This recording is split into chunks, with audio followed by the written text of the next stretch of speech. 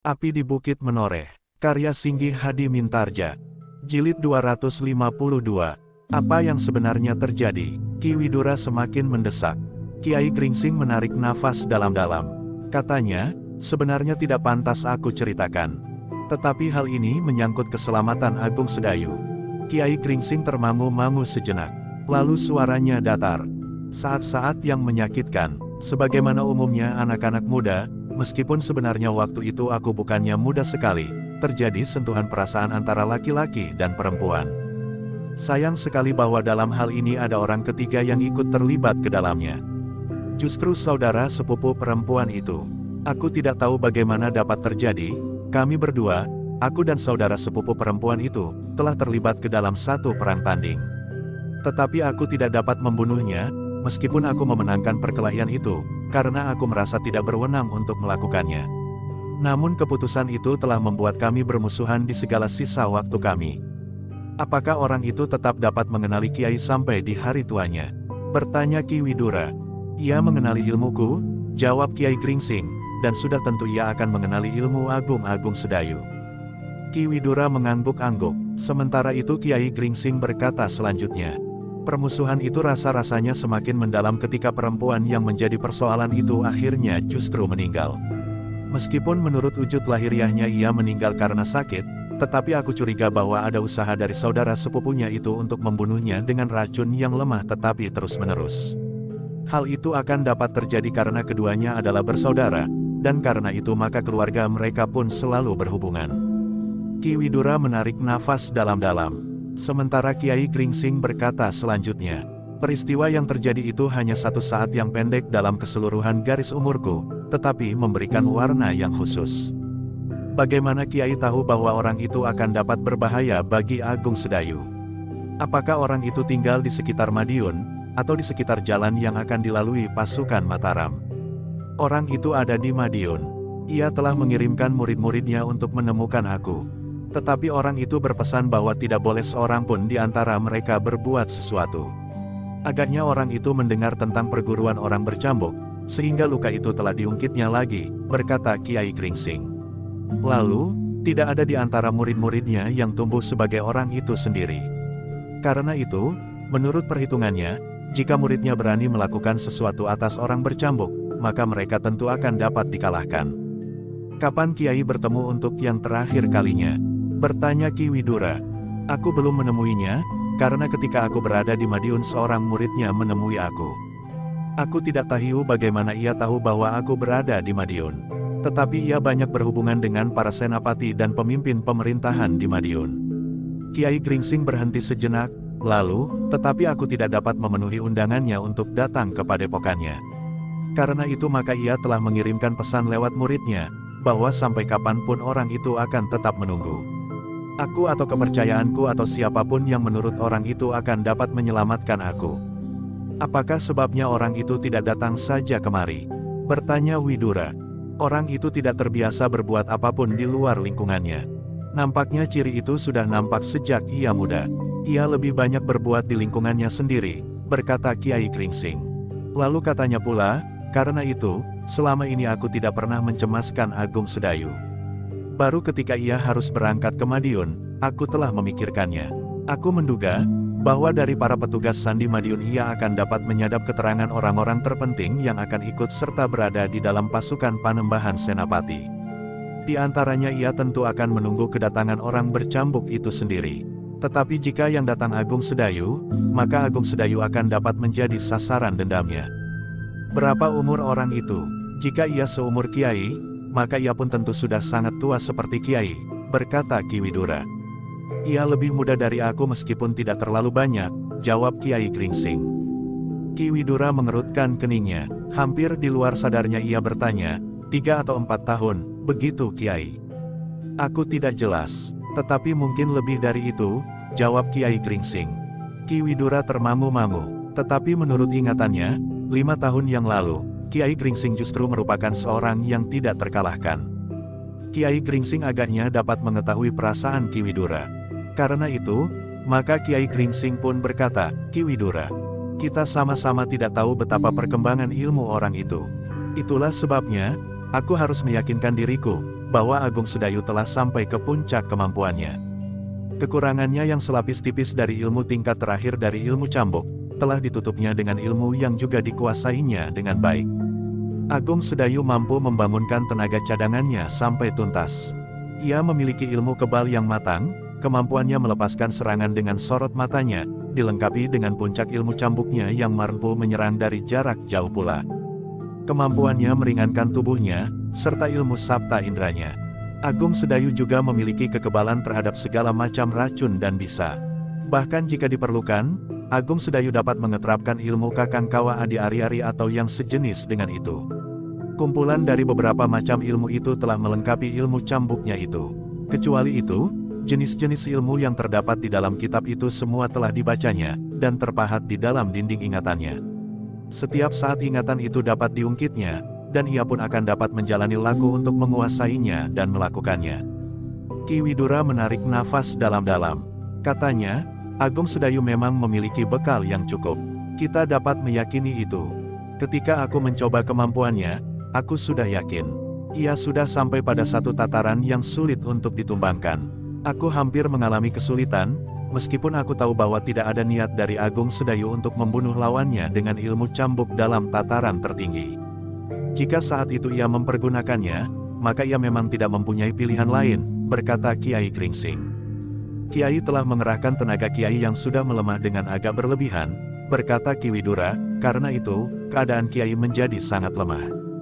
Tetapi aku merasa puas, berkata Kiai Gringsing, tidak ada seorang pun yang dapat berbuat sebaik Agung Sedayu.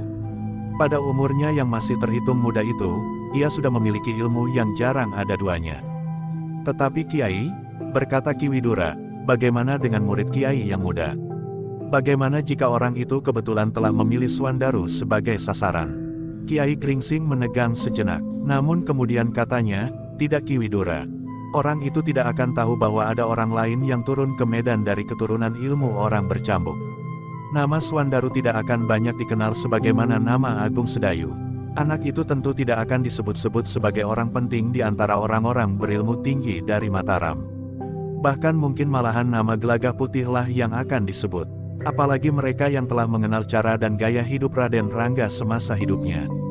Tetapi jika secara kebetulan satu dua orang muridnya mendengar suara cambuknya, bertanya Ki Widura, mungkin akan menarik perhatian. Tetapi bagi orang yang aku sebutkan itu, getar cambuk Swandaru tentu belum menariknya untuk melakukan langkah tertentu, karena getar cambuk Swandaru belum menunjukkan tingkat yang pantas bagi orang itu untuk dimusuhinya. Jika kemudian ia memerintahkan murid-muridnya, maka aku kira Swandaru akan dapat menjaga dirinya, jawab Kiai Gringsing. Ki Widura mengangguk-angguk, ia pun mengerti dasar perhitungan Kiai Gringsing. Swandaru tentu tidak akan disebut-sebut oleh para petugas Sandi Madiun. Bahkan petugas Sandi yang mampu menyusup di lingkungan keprajuritan Mataram sekalipun, karena Swandaru memang jarang berada di lingkungan para pemimpin Mataram. Kehadirannya di dalam pasukan itu pun tidak terlalu nampak sebagaimana Agung Sedayu. Apalagi pasukan Swandaru berada di bawah pimpinan Untara, perwira yang disegani dari Jati Anom. Meskipun kemampuannya secara pribadi tidak mampu menyamai adiknya, tetapi ia adalah seorang senapati yang mempunyai perhitungan cermat dan pandangan jauh ke depan. Tiba-tiba saja Ki Widura itu bertanya, siapakah nama orang itu Kiai? Kiai Gringsing menarik nafas dalam-dalam. Katanya, di masa mudanya ia bernama Pideksa. Namun kemudian sebagai seorang pemimpin padepokan ia menyebut dirinya Ki Ajar Kumuda. Sampai sekarang ia masih saja menyebutku orang bercambuk, sebagaimana disampaikan oleh muridnya. Ketika Kiai tidak singgah di padepokannya, apa yang dikatakan tentang Kiai? Bertanya Ki Widura. Lewat muridnya ia memang menuduhku sebagai seorang pengecut, seorang yang tidak tahu diri, dan banyak lagi umpatan-umpatan yang menyakitkan hati. Seperti yang sudah aku katakan, ia menunggu seseorang yang dapat mewakili aku jika aku memang tidak berani datang menghadapinya. Bahkan orang yang akan mampu menyelamatkan aku, jika orang itu mampu membunuh Ki Ajar Kumuda, jawab Kiai Gringsing. Ki Widura mengangguk-angguk. Dengan nada datar ia berkata, jadi apa yang Kiai lakukan adalah bukan saja mendorong Agung Sedayu untuk meningkatkan kemampuannya, tetapi juga menjajaki apakah keberangkatannya ke Madiun itu akan membahayakan jiwanya atau tidak. Bahkan di luar hubungan persoalan antara Mataram dan Madiun.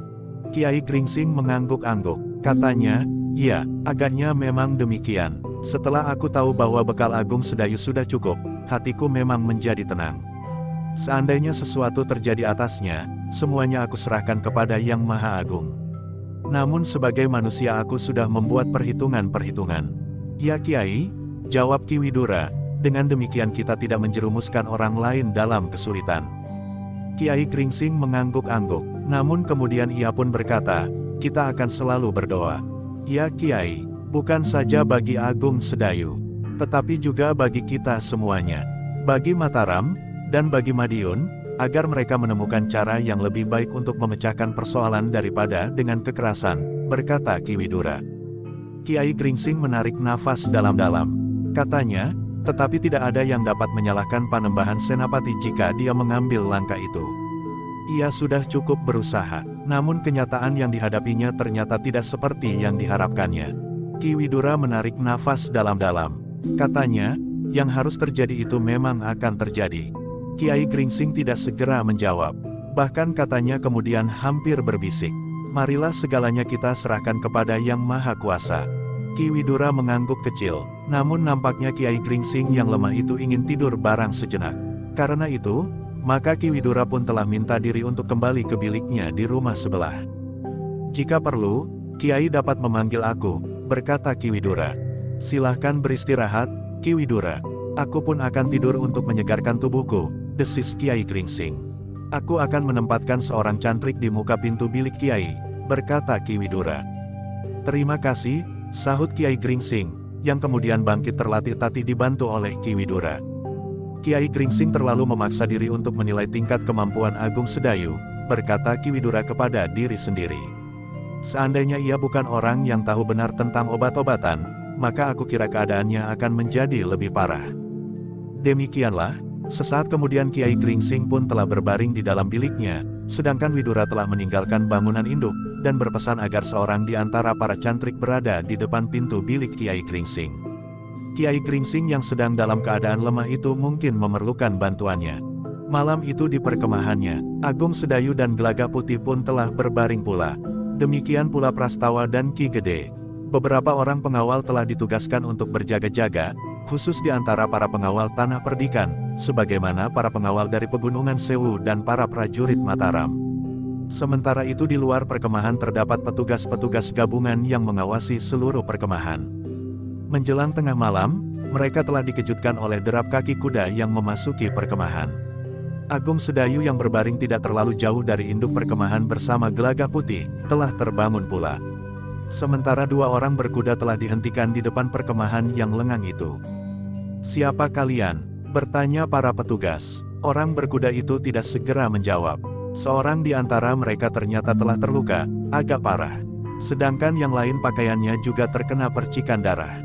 Tiba-tiba saja salah seorang di antara mereka mengucapkan kata-kata sandi. Kalian dari induk pasukan? Bertanya pemimpin petugas malam itu. Ya, jawab orang itu. Marilah, berkata pemimpin penjaga, yang melihat keadaan orang itu di bawah obor yang menyala di perkemahan itu. Agung Sedayu dan Gelagah Putih yang terbangun sempat melihat kedua orang yang ternyata sudah terluka itu mendekati perkemahan dan bertemu dengan senapati yang bertugas malam itu. Agung Sedayu dan Gelagah Putih yang sudah dikenalnya dengan baik tidak dicegahnya untuk memasuki lingkungan tugas senapati itu. Bahkan keduanya telah dipanggilnya mendekat. Kemarilah, agaknya ada sesuatu yang penting terjadi, berkata senapati itu. Mereka memerlukan perawatan secepatnya, desis Agung Sedayu yang juga mulai tertarik pada bidang pengobatan. Senapati itu mengangguk, ia pun segera memerintahkan untuk memanggil tabib yang diikut sertakan dalam pasukan itu. Sambil menunggu, maka salah seorang di antara mereka berdua yang terluka itu sempat berkata, kami menyampaikan perintah dari induk pasukan. Perintah apa? Bertanya senapati itu. Beberapa bagian perbekalan di induk pasukan terbakar.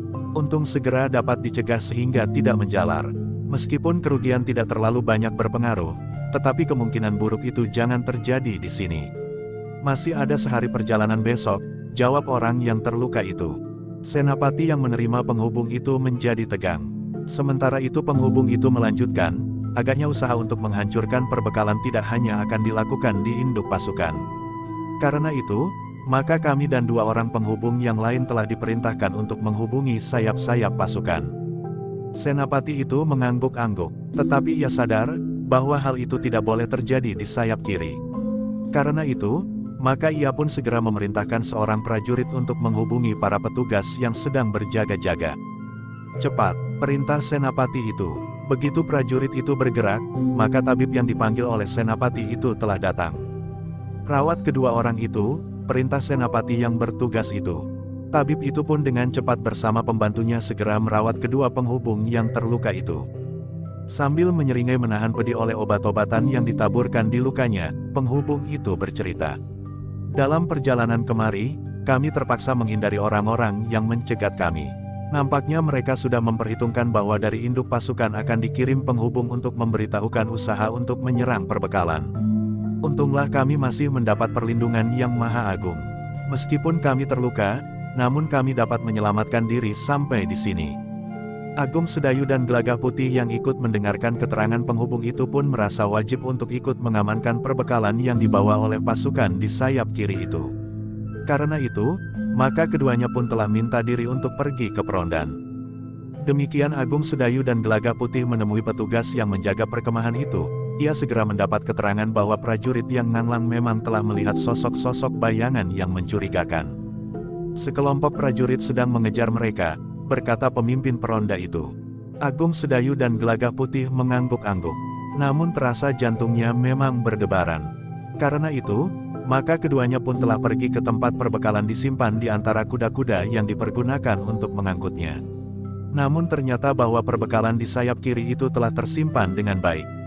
Para petugas di dapur tidur di antara perbekalan itu, sementara pengawal yang bertugas mondar-mandir di sekitarnya. Apalagi setelah ada perintah untuk lebih mengamati perbekalan itu, agar tidak terjadi sebagaimana di induk pasukan. Nampaknya keadaan tidak mencemaskan, berkata Agung Sedayu. Gelagah Putih mengangguk. Marilah, berkata Agung Sedayu, kita singgah di perkemahan Ki Gede sebentar. Apakah Ki Gede sedang tidur atau tidak? Keduanya pun kemudian mulai beranjak dari tempatnya. Namun sebelum mereka sempat melangkah, mereka telah dikejutkan oleh suara seorang prajurit yang bertugas, panah api. Keduanya segera berpaling. Mereka memang melihat panah api terbang di udara. Tetapi panah api itu bukan panah api sekedar sebagai isyarat. Panah api yang meluncur itu adalah panah api yang ditujukan untuk menyerang. Agung Sedayu dan Gelagah Putih telah menghentikan langkahnya. Keduanya tidak jadi pergi ke perkemahan Ki Gede. Tetapi keduanya justru telah bergabung dengan para prajurit yang bertugas. Lindungi perbekalan itu, perintah pemimpin yang bertugas menjaga perbekalan itu. Meskipun perbekalan itu tidak terlalu banyak, tetapi jika perbekalan itu terbakar, maka perbekalan yang disediakan buat hari berikutnya akan mengalami kesulitan. Tetapi bagi para prajurit dan pengawal tentu amat sulit untuk melawan panah api yang satu-satu meluncur di udara berurutan. Panah api yang menyala-nyala itu memang akan dapat membakar sasaran. Juga jika panah api itu jatuh di atas tumpukan perbekalan, maka perbekalan itu akan menjadi abu. Apalagi jika beberapa panah api tepat mengenai perbekalan itu. Beberapa orang pun telah menjadi ribut. Mereka telah menyiapkan alat-alat yang dapat mereka gapai untuk memadamkan api jika perlu. Satu panah api jatuh tidak tepat di atas tumpukan perbekalan. Beberapa saat kemudian, panah api yang kedua jatuh justru di tengah-tengah perkemahan. Namun tidak mengenai seorang pun di antara para prajurit yang sempat bangkit dan menempatkan diri. Tetapi panah api yang ketiga ternyata telah mengenai seorang petugas di dapur yang justru sedang berlari-lari kebingungan.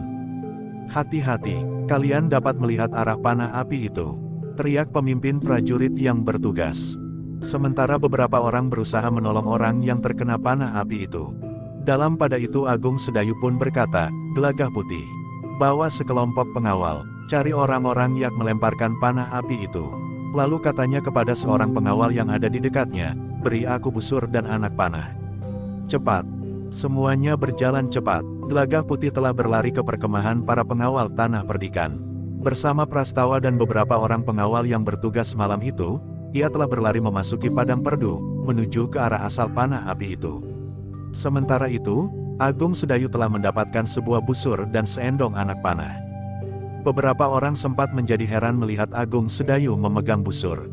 Mereka tidak segera mengetahui apa yang akan dilakukan oleh Agung Sedayu. Apalagi para pengawal dari Pegunungan Sewu dan para prajurit Mataram.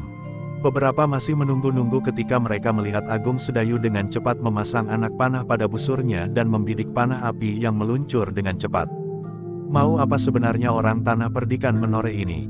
Berkata beberapa orang di dalam hatinya. Namun segera mereka menjadi tegang ketika mereka melihat apa yang terjadi. Dengan kemampuan bidik yang sangat tinggi, maka Agung Sedayu telah memanah panah-panah api yang meluncur ke perkemahan. Orang-orang di perkemahan yang melihat apa yang dilakukan oleh Agung Sedayu justru menjadi seperti orang bingung. Mereka melihat anak panah yang meluncur dari busur Agung Sedayu itu telah membentur panah api yang mengarah ke perkemahan sehingga arah panah api itu pun telah bergeser, dan jatuh sama sekali di luar perkemahan itu. Bahkan kecepatan Agung Sedayu memungut anak panah dari endongnya, memasang di busur, kemudian melepaskannya, mampu mengimbangi jumlah anak panah yang datang meluncur, yang agaknya telah dilepaskan oleh lebih dari satu orang. Dalam keributan itu ternyata para pemimpin di perkemahan itu pun telah terbangun. Bahkan bukan saja Ki Gede Menoreh, Ki Demang Selagilang dan para pemimpin yang lain, tetapi Pangeran Mangkubumi sendiri telah keluar dan melihat apa yang dilakukan oleh Agung Sedayu. Pangeran Mangkubumi, seorang yang memiliki ilmu yang tinggi, harus mengagumi kemampuan bidik Agung Sedayu. Bahkan juga kecepatannya bergerak melontarkan anak panah demi anak panah. Dengan demikian maka hampir semua anak panah yang dilepaskan dari kejauhan dan diarahkan ke perkemahan, terutama tempat penyimpanan perbekalan selama dalam perjalanan, telah dapat diruntuhkan di udara oleh Agung Sedayu, atau setidak-tidaknya telah dibelokkan arahnya. Jika ada 1-2 anak panah yang jatuh di perkemahan, maka dengan cepat beberapa orang telah menyiramnya dengan pasir dan tanah, sehingga segera padam. Beberapa saat kemudian, maka serangan panah api itu pun telah berhenti. Ternyata Gelagah Putih yang berlari-lari menuju ke arah panah itu dilepaskan telah menemukan mereka. Tetapi ternyata mereka tidak hanya 2-3 orang yang meluncurkan anak panah itu saja yang ada di tempat itu. Namun mereka terdiri dari beberapa orang yang melindungi para pemanah itu. Agaknya kawan-kawan para petugas sandi dari Madiun itu telah memancing perhatian para prajurit dan pengawal yang bertugas malam itu, sehingga mereka telah mengerjarnya ke arah yang lain. Sementara itu, sekelompok petugas yang sebelumnya harus mengacaukan perkemahan itu telah berada di tempat yang berbeda. Orang-orang itu semula merasa bahwa usaha mereka berhasil. Setidak-tidaknya mereka akan dapat mengacaukan perkemahan. Apalagi jika mungkin, api mereka dapat membakar perbekalan atau apapun persediaan di perkemahan itu. Bahkan mereka telah berusaha dengan pengamatan dan perhitungan yang cermat, membidik bekal yang masih akan dipergunakan di hari berikutnya. Tetapi para pemanah itu menjadi heran ketika mereka melihat panah api mereka seakan-akan telah membentur sesuatu di udara. Beberapa anak panah api telah runtuh, sedang yang lain telah berbelok arah. Hanya 1-2 saja anak panah mereka yang masih dapat menembus pertahanan yang tidak segera mereka ketahui itu, dan jatuh di perkemahan. Tetapi akibatnya tidak lagi seberapa berarti. Serangan itu pun kemudian telah terhenti ketika sekelompok pengawal dari Tanah Perdikan Menoreh di bawah pimpinan Gelagah Putih dan Prastawa datang menyergap mereka. Memang telah terjadi pertempuran, tetapi hanya sebentar, karena orang-orang yang menyerang dengan panah api itu memang tidak ditugaskan untuk bertempur berhadapan. Karena itu, maka sekelompok orang Madiun itu pun telah memanfaatkan malam yang gelap, pohon-pohon perdu, dan bahkan ada di antara mereka yang menghambur-hamburkan debu, untuk menyelinap dan hilang dari kejaran para pengawal Tanah Perdikan Menoreh. Dengan demikian maka Gelagah Putih dan Prastawa itu harus kembali dengan kecewa ke perkemahan, karena tidak seorang pun yang dapat mereka tangkap di antara orang-orang yang datang menyerang itu. Namun dalam pada itu, kemampuan bidik Agung Sedayu telah menjadi bahan pembicaraan orang-orang di perkemahan itu. Dari para petugas di dapur sampai para senapati. Hampir tidak masuk akal, berkata seorang senapati Mataram. Lalu katanya, aku sudah lama mengenalnya. Aku sudah mendengar tingkat kemampuannya yang tinggi, apalagi setelah mendengar dari orang-orang yang pernah melihatnya bertempur di medan. Tetapi aku masih tetap tidak mengerti, bagaimana ia dapat melakukan hal seperti yang dilakukannya itu. Ia bukan saja seorang yang disegani karena cambuknya, berkata senapati yang lain, tetapi juga kemampuan bidiknya yang memang tidak masuk akal. Tetapi beberapa orang senapati yang tidak melihat langsung dan belum mengenal sebelumnya, tidak dapat membayangkan tingkat kemampuan Agung Sedayu. Mereka ternyata terlambat keluar dari perkemahan. Ketika mereka datang ke tempat para senapati termasuk Pangeran Mangkubumi berkumpul, Agung Sedayu sudah tidak berbuat apa-apa lagi, karena orang-orang yang meluncurkan panah api itu sudah melarikan diri karena kedatangan Gelagah Putih. Namun yang terjadi itu, yang didahului oleh kehadiran dua orang penghubung dari induk pasukan, telah membuat sayap kiri itu semakin bersiaga. Gelagah Putih yang kemudian kembali ke perkemahan telah melaporkan bahwa mereka telah mengusir beberapa orang yang telah mengganggu perkemahan itu. Sayang bahwa kami tidak dapat menangkap seorang pun di antara mereka. Pepohonan perdu, gerumbul-gerumbul liar dan gelapnya malam sangat membantu mereka, lapor Gelagah Putih. Lalu katanya pula, apalagi nampaknya mereka sudah mengenai medan ini dengan baik. Yang terjadi itu juga menunjukkan kegigihan orang-orang Madiun mempertahankan diri. Nampaknya mereka pun telah bersiap dengan baik menghadapi segala kemungkinan yang dapat terjadi. Tetapi di sisa malam itu, sudah tidak terjadi sesuatu. Sekelompok prajurit yang mengejar orang-orang yang tidak dikenal telah kembali pula. Mereka juga tidak berhasil menangkap seorang pun di antara mereka. Bahkan mereka menyadari bahwa mereka telah terpancing menjauhi perkemahan, sehingga sekelompok yang lain telah sempat menyerang perkemahan itu dengan meluncurkan panah api. Para petugas di dapur bahkan masih sempat tidur lagi meskipun hanya sebentar. Demikian pula para prajurit, kecuali yang bertugas. Pagi-pagi benar, seperti biasanya maka para prajurit dan pengawal itu mulai terbangun. Bergantian mereka telah pergi ke sungai untuk mandi dan berbenah diri. Sementara itu di dapur para petugas sibuk menyiapkan makan bagi para prajurit dan pengawal, serta bekal di perjalanan. Seperti yang direncanakan, maka ketika matahari terbit, pasukan telah bersiap semuanya. Para petugas di dapur pun telah mengemasi barang-barang mereka serta sisa bekal yang ada, untuk dibawa ke Madiun. Perjalanan mereka sudah tidak terasa sangat jauh lagi. Hari itu mereka akan sampai di tempat yang ditentukan untuk membangun perkemahan terakhir sebelum mereka memasuki Madiun. Perjalanan pasukan Mataram itu tidak mendapat hambatan apapun di perjalanan. Baik induk pasukan maupun sayap kiri dan sayap kanan. Penghubung yang terluka yang datang semalam, tidak tergesa-gesa kembali ke induk pasukan karena keadaannya. Mereka berada di sayap kiri dan ikut serta bersama-sama menuju ke Madiun. Atas izin Pangeran Mangkubumi, mereka akan melaporkan tentang tugas mereka di Madiun. Dalam perjalanan, beberapa orang senapati dan prajurit masih saja berbicara tentang Agung Sedayu. Mereka yang tidak sempat menyaksikan tidak dapat menolak, karena tidak hanya satu dua orang saja yang bercerita.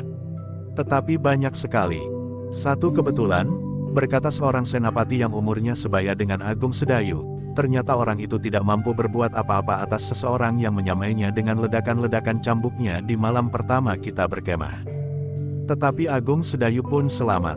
Sekelompok orang yang menyusulnya melihat bahwa orang itu melarikan diri. Agung Sedayu bahkan langsung menuju ke padepokannya. Untunglah bahwa orang itu tidak mendendam kepada gurunya yang sedang sakit, jawab senapati yang lain. Semuanya hanya omong kosong. Mereka selalu membesar-besarkan keberhasilan seseorang. Aku adalah seorang yang sebenarnya mempunyai kemampuan bidik tanpa tanding, berkata senapati itu. Mungkin kau juga memiliki kemampuan yang sangat tinggi. Tetapi itu bukan berarti memperkecil kemampuan Agung Sedayu. Kau berilmu tinggi, dan Agung Sedayu pun berilmu tinggi, jawab senapati yang lain yang tidak ingin berselisih. Kawannya itu terdiam, namun tiba-tiba saja terbersit satu keinginan di hatinya untuk menunjukkan kepada kawan-kawan, bahwa ia adalah orang yang terbaik dalam kemampuan bidik. Baik dengan busur dan anak panah, maupun dengan lembing atau bandil. Tetapi ia masih menyimpan keinginannya itu. Ia ingin mendapatkan kesempatan yang baik. Tetapi ia ingin disaksikan oleh beberapa orang kawan-kawan untuk menjadi saksi, bahwa ia adalah orang terbaik. Seorang kawannya sempat membicarakannya dengan kawannya yang lain, sementara keduanya mengakui bahwa senapati itu adalah seorang pelatih yang baik dalam ilmu memanah. Tetapi ia tidak akan dapat berbuat sebagaimana dilakukan oleh Agung Sedayu. Ki Demang Selagilang yang sempat menemui Ki Gede Menore telah menyatakan kekagumannya pula. Katanya, bagaimana mungkin seseorang dapat berbuat seperti itu? Ki Gede Menore hanya tersenyum saja. Ia sendiri tidak tahu bagaimana hal itu terjadi. Apakah murid orang bercambuk yang ada di sayap kanan juga mempunyai kemampuan bidik seperti itu? Bertanya Ki Demang Selagilang. Ki Gede Menore tidak segera menjawab. Ia tahu kelemahan-kelemahan yang ada pada Swandaru. Namun Swandaru itu adalah menantunya. Tetapi akhirnya Ki Gede menjawab dengan wajar. Tidak Ki Demang, Murid orang bercambuk yang berada di sayap kanan tidak memiliki kelebihan-kelebihan sama seperti yang kita lihat pada Agung Sedayu. Murid orang bercambuk yang muda. Karena itu wajar jika muridnya yang tua memiliki kelebihan dari muridnya yang muda. Ki Demang mengangguk-angguk, tetapi menurut gambaran angan-angannya, perbedaan antara kedua orang murid orang bercambuk itu tentu tidak akan terlalu banyak. Sementara itu, iring-iringan prajurit dan pengawal yang tergabung dalam pasukan Mataram itu semakin lama menjadi semakin dekat dengan tujuan mereka. Perkemahan terakhir dari pasukan Mataram. Pada saat itu, induk pasukan Mataram yang terdiri dari prajurit-prajurit Pajang beserta perbekalannya telah sampai ke tujuan. Pasukan yang datang lebih dahulu itu telah membangun perkemahan di sebelah Kali Dadung. Pengawas dari Madiun yang melihat sekelompok prajurit telah membangun perkemahan di seberang Kali Dadung, telah melaporkannya kepada para pemimpin prajurit di Madiun. Namun mereka tidak dapat berbuat sesuatu. Menurut perhitungan mereka, induk pasukan dari Mataram itu pun tentu akan segera datang. Jika Madiun menyergap prajurit-prajurit yang bersiap-siap membangun perkemahan itu dengan pasukan yang telah disiapkan, maka justru prajurit Madiunlah yang akan terjebak. Kecuali jika kita sempat bergerak dengan kekuatan penuh, berkata seorang senapati. Untuk itu diperlukan jalan yang panjang. Beberapa orang adipati harus berbincang dahulu dengan Panembahan Mas. Sementara mereka mengambil keputusan, maka pasukan induk Mataram telah berada di perkemahan, sahut senapati yang lain. Karena itu, maka pasukan Madiun telah melepaskan kemungkinan untuk menyerang pasukan yang datang lebih dahulu untuk mempersiapkan perkemahan. Bukan hanya bagi induk pasukan, tetapi juga bagi sayap-sayap pasukan yang tidak lagi harus berada pada jarak tertentu dengan induk pasukan. Tetapi sayap-sayap pasukan akan berada di perkemahan yang tidak terlalu jauh dari induk pasukan. Mataram yang tahu pasti bahwa jumlah lawan jauh lebih besar dari jumlah prajurit Mataram, telah membuat satu perkemahan yang memanjang, yang memberikan kesan bahwa prajurit Mataram pun jumlahnya cukup banyak untuk mengimbangi jumlah pasukan Madiun. Namun Mataram tidak dapat menyembunyikan keadaan yang sebenarnya, karena pasukan Sandi Madiun ada di mana-mana. Bahkan ada pula di antara mereka yang ikut serta dalam iring-iringan pasukan Mataram. Meskipun demikian, para petugas Sandi itu juga tidak mampu menangkap semua kenyataan yang ada di dalam pasukan yang besar itu, sehingga masih juga ada hal-hal yang tidak diketahui oleh para petugas Sandi dari Madiun. Demikianlah, pada hari itu juga, seluruh pasukan Mataram memang telah sampai ke perkemahan terakhir sebelum mereka benar-benar menyerang Madiun. Namun pada hari itu juga Madiun telah bersiap pula. Para adipati yang ada di Madiun bahkan yakin, bahwa Panembahan Senapati tidak akan dengan tergesa-gesa menyerang Madiun. Panembahan Senapati dari Mataram harus membuat perhitungan-perhitungan ulang tentang kenyataan yang dihadapinya di Madiun. Sementara itu, para prajurit Madiun pun telah membuat perkemahan-perkemahan kecil yang tersebar di luar kota Madiun, sementara prajurit-prajurit dari beberapa kadipaten telah siap menyambut serangan pasukan dari Mataram. Tetapi Panembahan Senapati yang memimpin sendiri pasukannya, memang tidak tergesa-gesa. Sebagai seorang pemimpin yang memiliki pandangan jauh, maka Panembahan Senapati harus membuat perhitungan-perhitungan terakhir dengan orang yang banyak memberikan pendapat-pendapatnya. Ki Patih Mandaraka. Pada hari-hari pertama, Panembahan Senapati justru membangun pertahanan-pertahanan yang kuat di perkemahannya. Jika pasukan Madiun menyerang dengan menyeberangi Kali Dadung, maka pasukan Mataram akan dapat memanfaatkan kesempatan saat pasukan itu berada di tengah-tengah arus Kali Dadung itu. Sebagaimana yang pernah terjadi dengan pasukan Jipang dalam perang Pajang melawan Jipang, Adipati Jipang yang marah tidak membuat perhitungan yang cermat saat ia menyeberangi Bengawan Sore. Sementara itu ketika Mataram berperang melawan Pajang, maka Mataram telah mengambil keuntungan dari kegarangan Kali Opa pula. Kini Mataram masih juga ingin mempergunakan Kali Dadung sebagai perisai ketika mereka berkemah sebelum memasuki Madiun. Tetapi Madiun nampaknya lebih percaya kepada kekuatan yang ada di Madiun. Mereka tidak menarik pasukannya maju ke seberang Kali Dadung menghadapi pasukan Mataram dengan memanfaatkan Kali Dadung itu. Dalam pada itu, maka pasukan Mataram yang berada di sayap pun telah mempersiapkan diri menghadapi segala kemungkinan. Meskipun mereka tidak melihat pasukan Madiun segelar sepapan di seberang Kali Dadung, namun pasukan Madiun itu dapat setiap saat keluar dari kota dan menyergap mereka. Di malam hari, pasukan Mataram harus sangat berhati-hati. Mereka harus berjaga-jaga sebaik-baiknya, terutama menjaga perbekalan. Karena tanpa perbekalan, maka mereka tidak akan dapat bertahan untuk waktu yang mungkin akan terhitung lama. Mataram ternyata telah membagi perbekalan kepada sayap-sayap pasukannya. Menurut pendapat para pemimpin Mataram, maka hal itu akan menjadi lebih aman. Jika terjadi sesuatu dengan perbekalan, maka tidak semua perbekalan menjadi rusak.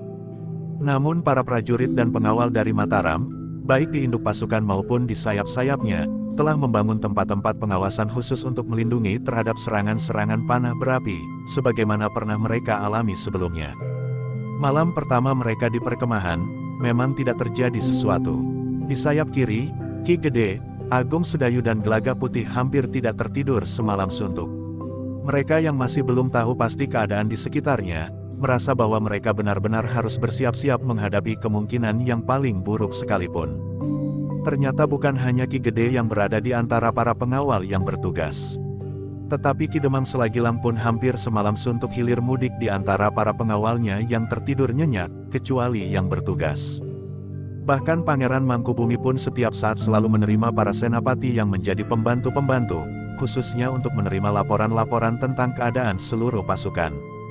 Agaknya di induk pasukan serta di sayap kanan pun para pemimpinnya selalu mengamati keadaan, yang bagi mereka mengandung banyak kemungkinan yang belum mereka ketahui. Tetapi di segala bagian dari pasukan Mataram memang tidak terjadi sesuatu. Demikian pula di hari berikutnya. Pasukan Madiun masih belum menampakkan gerakan-gerakan yang dapat membahayakan kedudukan pasukan Mataram. Meskipun dari seberang Kali Dadung, para pengamat dari Mataram melihat kesiagaan prajurit-prajurit Madiun di perkemahan-perkemahan kecil yang dipasang untuk mengamati pasukan Mataram. Dalam pada itu, yang menjadi gelisah ternyata termasuk Kiai Gringsing di padepokannya. Meskipun ia sudah menjajaki kemampuan muridnya, tetapi ia masih saja memikirkan kemungkinan buruk yang dapat terjadi atasnya, bukan karena pasukan Madiun, tetapi karena seorang yang pernah mendendamnya. Ki Widura yang melihat Kiai Gringsing selalu gelisah, berusaha untuk meyakinkannya, bahwa Agung Sedayu sudah membawa bekal yang cukup. Ia akan berhati-hati, berkata Ki Widura, bukankah Kiai sendiri telah meyakininya? Kecemasan seorang yang mulai pikun, berkata Kiai Gringsing sambil menarik nafas dalam-dalam. Namun sebenarnya lah, berita tentang kehadiran orang-orang Mataram itu telah diperhatikan oleh seorang yang mempunyai kepentingan sendiri. Namun dengan cerdik ia telah berhasil mengetahui bahwa orang bercambuk ternyata tidak ada di antara orang-orang Mataram. Seorang petugas sandi di Madiun yang berhasil menyusup di antara para petugas yang membantu mengangkut peralatan dan perbekalan, telah memberitahukan kepada kawan-kawan sejak mereka berangkat dari Mataram, bahwa di sayap kiri terdapat seorang yang berilmu tinggi, murid dari orang bercambuk itu.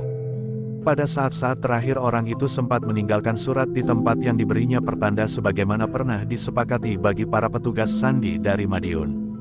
Satu berita khusus yang dipesankan oleh seseorang tentang orang bercambuk, yang mungkin akan berada di antara para pengawal dan prajurit Mataram. Jalur itu ternyata sampai juga kepada orang itu. Orang yang mempunyai kepentingan khusus dengan orang bercambuk. Namun orang itu sempat menjadi kecewa. Ia sudah cukup lama menunggu, bahkan kemudian ia telah mencari orang bercambuk itu ketika ia merasa ilmunya sudah sampai di puncak. Tetapi 2 kali ia menunggu, 2 kali orang bercambuk itu menghindar. Bahkan ia telah mendapat izin khusus dari para pemimpin di Madiun untuk mendapat kesempatan membuat perhitungan dengan orang bercambuk, seandainya orang bercambuk itu datang di antara orang-orang Mataram. Tetapi ternyata orang bercambuk itu tidak datang sebagaimana beberapa waktu lalu ia telah mengundangnya secara khusus. Pideksa yang kemudian menyebut dirinya Ki Ajar Kumuda itu mengumpat kasar, ketika petugas sandi dari Madiun memberikan kabar itu kepadanya. Setan tua yang licik, geram orang itu, aku sudah bersiap untuk membuat perhitungan atas izin Panembahan Mas, di luar persoalan Mataram dan Madiun. Sebelum aku ikut melibatkan diri dalam pertentangan antara Mataram dan Madiun, aku ingin menyelesaikan persoalanku sendiri. Tetapi ia tidak mau datang. Buat apa aku mengurusi muridnya, betapapun ia disebut berilmu tinggi itu. Namun petugas sandi dari Madiun itu telah memberikan laporan khusus tentang Agung Sedayu. Murid orang bercambuk itu. Setiap orang telah menyebut namanya, berkata petugas sandi itu. Persetan dengan anak ingusan itu, berkata Ki Ajar Kumuda. Aku sudah mempertimbangkan untuk datang ke padepokannya, meskipun aku tidak terbiasa merantau. Tetapi jika perlu aku akan pergi. Tetapi seorang muridnya berkata dengan ragu-ragu. Guru sudah berkata bahwa tidak pantas guru mencarinya. Guru akan memanggilnya dengan cara apapun agar orang itu datang menghadap guru, sebelum guru memberikan hukuman kepadanya. Tetapi setan tua itu sangat licik, jawab Ki Ajarku muda, agaknya ia lebih baik mati karena umurnya yang tua daripada harus membuat perhitungan dengan aku. Tetapi guru masih dapat mencobanya. Mungkin dengan paksa, berkata muridnya. Bagaimana aku dapat memaksanya jika aku tidak datang kepadanya? Bertanya gurunya. Jika guru membunuh muridnya, maka orang bercambuk itu tentu akan datang, berkata muridnya. Ki Ajarku muda itu mengerutkan dahinya. Ia mulai berpikir untuk melakukannya. Tetapi ia masih memikirkan harga dirinya, bahwa ia harus membunuh anak-anak. Muridnya agaknya mengerti keberatan gurunya. Karena itu, maka katanya, Guru, jika guru berkeberatan membunuh muridnya, biarlah aku membunuhnya. Gurunya tentu akan tertarik untuk datang membuat perhitungan. Ki Ajarku muda tidak segera menjawab. Dengan nada ragu Ki Ajar itu pun kemudian bertanya, apakah kau sudah siap untuk melakukannya? Apakah guru meragukan kemampuanku? Bertanya muridnya, aku adalah murid tertua dari perguruan ini. Menurut guru, aku sudah mewarisi sebagian besar dari ilmu yang guru kuasai, dan yang menurut guru akan dapat mengalahkan orang bercambuk itu. Menurut perhitunganku, murid orang bercambuk itu tidak akan mampu menyadap sebagian besar dari ilmu gurunya, karena ia masih harus bekerja buat kepentingan-kepentingan lain selain bagi perguruannya. Apalagi sekarang ia harus berada di antara pasukan Mataram atas nama pengawal tanah perdikan menoreh. Orang-orang semacam itu, tentu tidak akan dapat memusatkan perhatiannya bagi satu kepentingan tertentu, termasuk kepentingan perguruannya, karena ia ingin mendapat pujian di segala tempat. Sehingga dengan demikian maka tidak akan ada satu hal yang mapan baginya. Ki Ajarku muda termangu-mangu sejenak, sementara itu petugas sandi dari Madiun yang menghubunginya telah memberikan keterangan tentang murid orang bercambuk itu.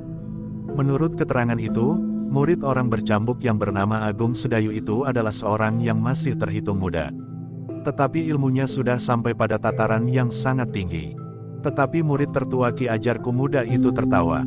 Katanya kepada petugas sandi itu, apakah kau tahu ukuran ilmu kanuragan? Petugas sandi itu mengerutkan keningnya. Dengan nada tinggi ia berkata, kau mulai menghina aku. Kau kira aku sama sekali buta terhadap ilmu kanuragan? Ki Ajarku muda lah yang memotongnya, sudahlah. Keteranganmu sangat kami hargai. Kami akan mengambil sikap untuk menanggapi hal ini. Jawaban itu lebih baik bagiku, karena aku adalah petugas sandi dari Madiun. Seperti kalian dengan perguruan kalian, maka aku adalah satu di antara satu kesatuan besar yang mempunyai ikatan tertentu, berkata petugas sandi itu, yang kemudian berkata, sebaiknya aku minta diri. Petugas sandi itu tidak menunggu lebih lama lagi. Ia pun segera meninggalkan padepokan itu. Kau jangan membuat persoalan dengan para petugas dari Madiun, berkata Ki Ajarku muda kepada muridnya sepeninggal petugas itu. Ia sudah menolong kita untuk mendapat keterangan tentang orang bercambuk itu. Muridnya tidak menjawab, tetapi ia tidak senang terhadap sikap petugas sandi yang menurut anggapannya terlalu memuji orang bercambuk dan muridnya itu. Namun justru karena itu, maka niatnya untuk mengalahkan murid orang bercambuk itu menjadi semakin besar. Ia ingin membuktikan bahwa perguruannya adalah perguruan yang lebih besar dari perguruan orang bercambuk itu. Sebenarnya lah bahwa dendam Ki Ajarku muda bukan saja karena persoalan yang pernah terjadi antara dirinya dengan orang bercambuk itu, yang hanya merupakan kilasan singkat dari seluruh jalan hidupnya. Namun sampai saat ia mencapai kemampuan yang dianggapnya tertinggi, maka masih ada kesan bahwa ia tidak dapat mengalahkan orang bercambuk itu. Bahkan saat-saat terakhir ia masih mendengar bagaimana orang bercambuk itu menyingkirkan orang-orang berilmu tinggi yang berpihak kepada Madiun, meskipun ada di antara mereka yang justru ingin memanfaatkan pertentangan yang terjadi antara Mataram dan Madiun. Karena itu, jika ia berhasil menyingkirkan orang bercambuk itu, maka ia akan mendapatkan tempat yang terhormat di antara orang-orang berilmu tinggi, terutama dari angkatan tua. Kedudukannya akan semakin kuat, dan Panembahan Madiun akan berpaling kepadanya dari orang-orang berilmu tinggi yang selama ini mengerumuninya dan berusaha mendapatkan keuntungan dari persoalan yang timbul dengan Mataram. Akulah yang akan mendapat keuntungan terbesar jika aku berhasil membunuh orang bercambuk. Satu langkah yang selama ini belum pernah berhasil dilakukan oleh orang lain, berkata Ki Ajar itu di dalam hatinya. Namun Ki Ajarku muda telah menentukan satu keputusan yang kemudian dikatakannya kepada muridnya. Kita memang akan memaksa orang bercambuk itu datang. Tetapi kau jangan membunuh muridnya. Kau harus menangkapnya hidup-hidup, Dengan demikian maka kita akan memaksa orang bercambuk itu datang kemari untuk mengambil muridnya. Namun sudah tentu dengan syarat-syarat yang harus dipenuhinya. Satu gagasan yang bagus, sahut muridnya. Guru, aku akan mengambil anak itu dari pasukannya. Bagaimana hal itu akan kau lakukan? Bertanya Ki Ajar Kumuda. Aku akan dapat menemui kepala tanah perdikan Menore untuk mengucapkan tantangan. Sebagai seorang laki-laki, Agung Sedayu itu harus menerima tantanganku, atau namanya akan tercemar seumur hidupnya, jawab muridnya. Bagaimana jika pimpinannya tidak mengizinkannya karena tenaganya diperlukan di pasukannya? Bertanya Ki Ajar itu pula. Aku akan menyinggung harga dirinya. Tetapi jika ia tetap tidak mau melayani aku sebagaimana gurunya tidak berani menerima undangan guru, maka orang itu memang tidak pantas diperhatikan lagi. Baru kita akan pergi keluar sarang kita untuk menemui orang bercambuk itu di sarangnya. Satu hal yang tidak biasa guru lakukan, karena guru terbiasa memanggil orang-orang yang guru perlukan. Bahkan orang akan datang memenuhi panggilan guru, meskipun ia tahu bahwa ia akan dibunuh, jawab muridnya pula. Baiklah, lakukanlah, tetapi berhati-hatilah. Mungkin muridnya juga licik seperti gurunya.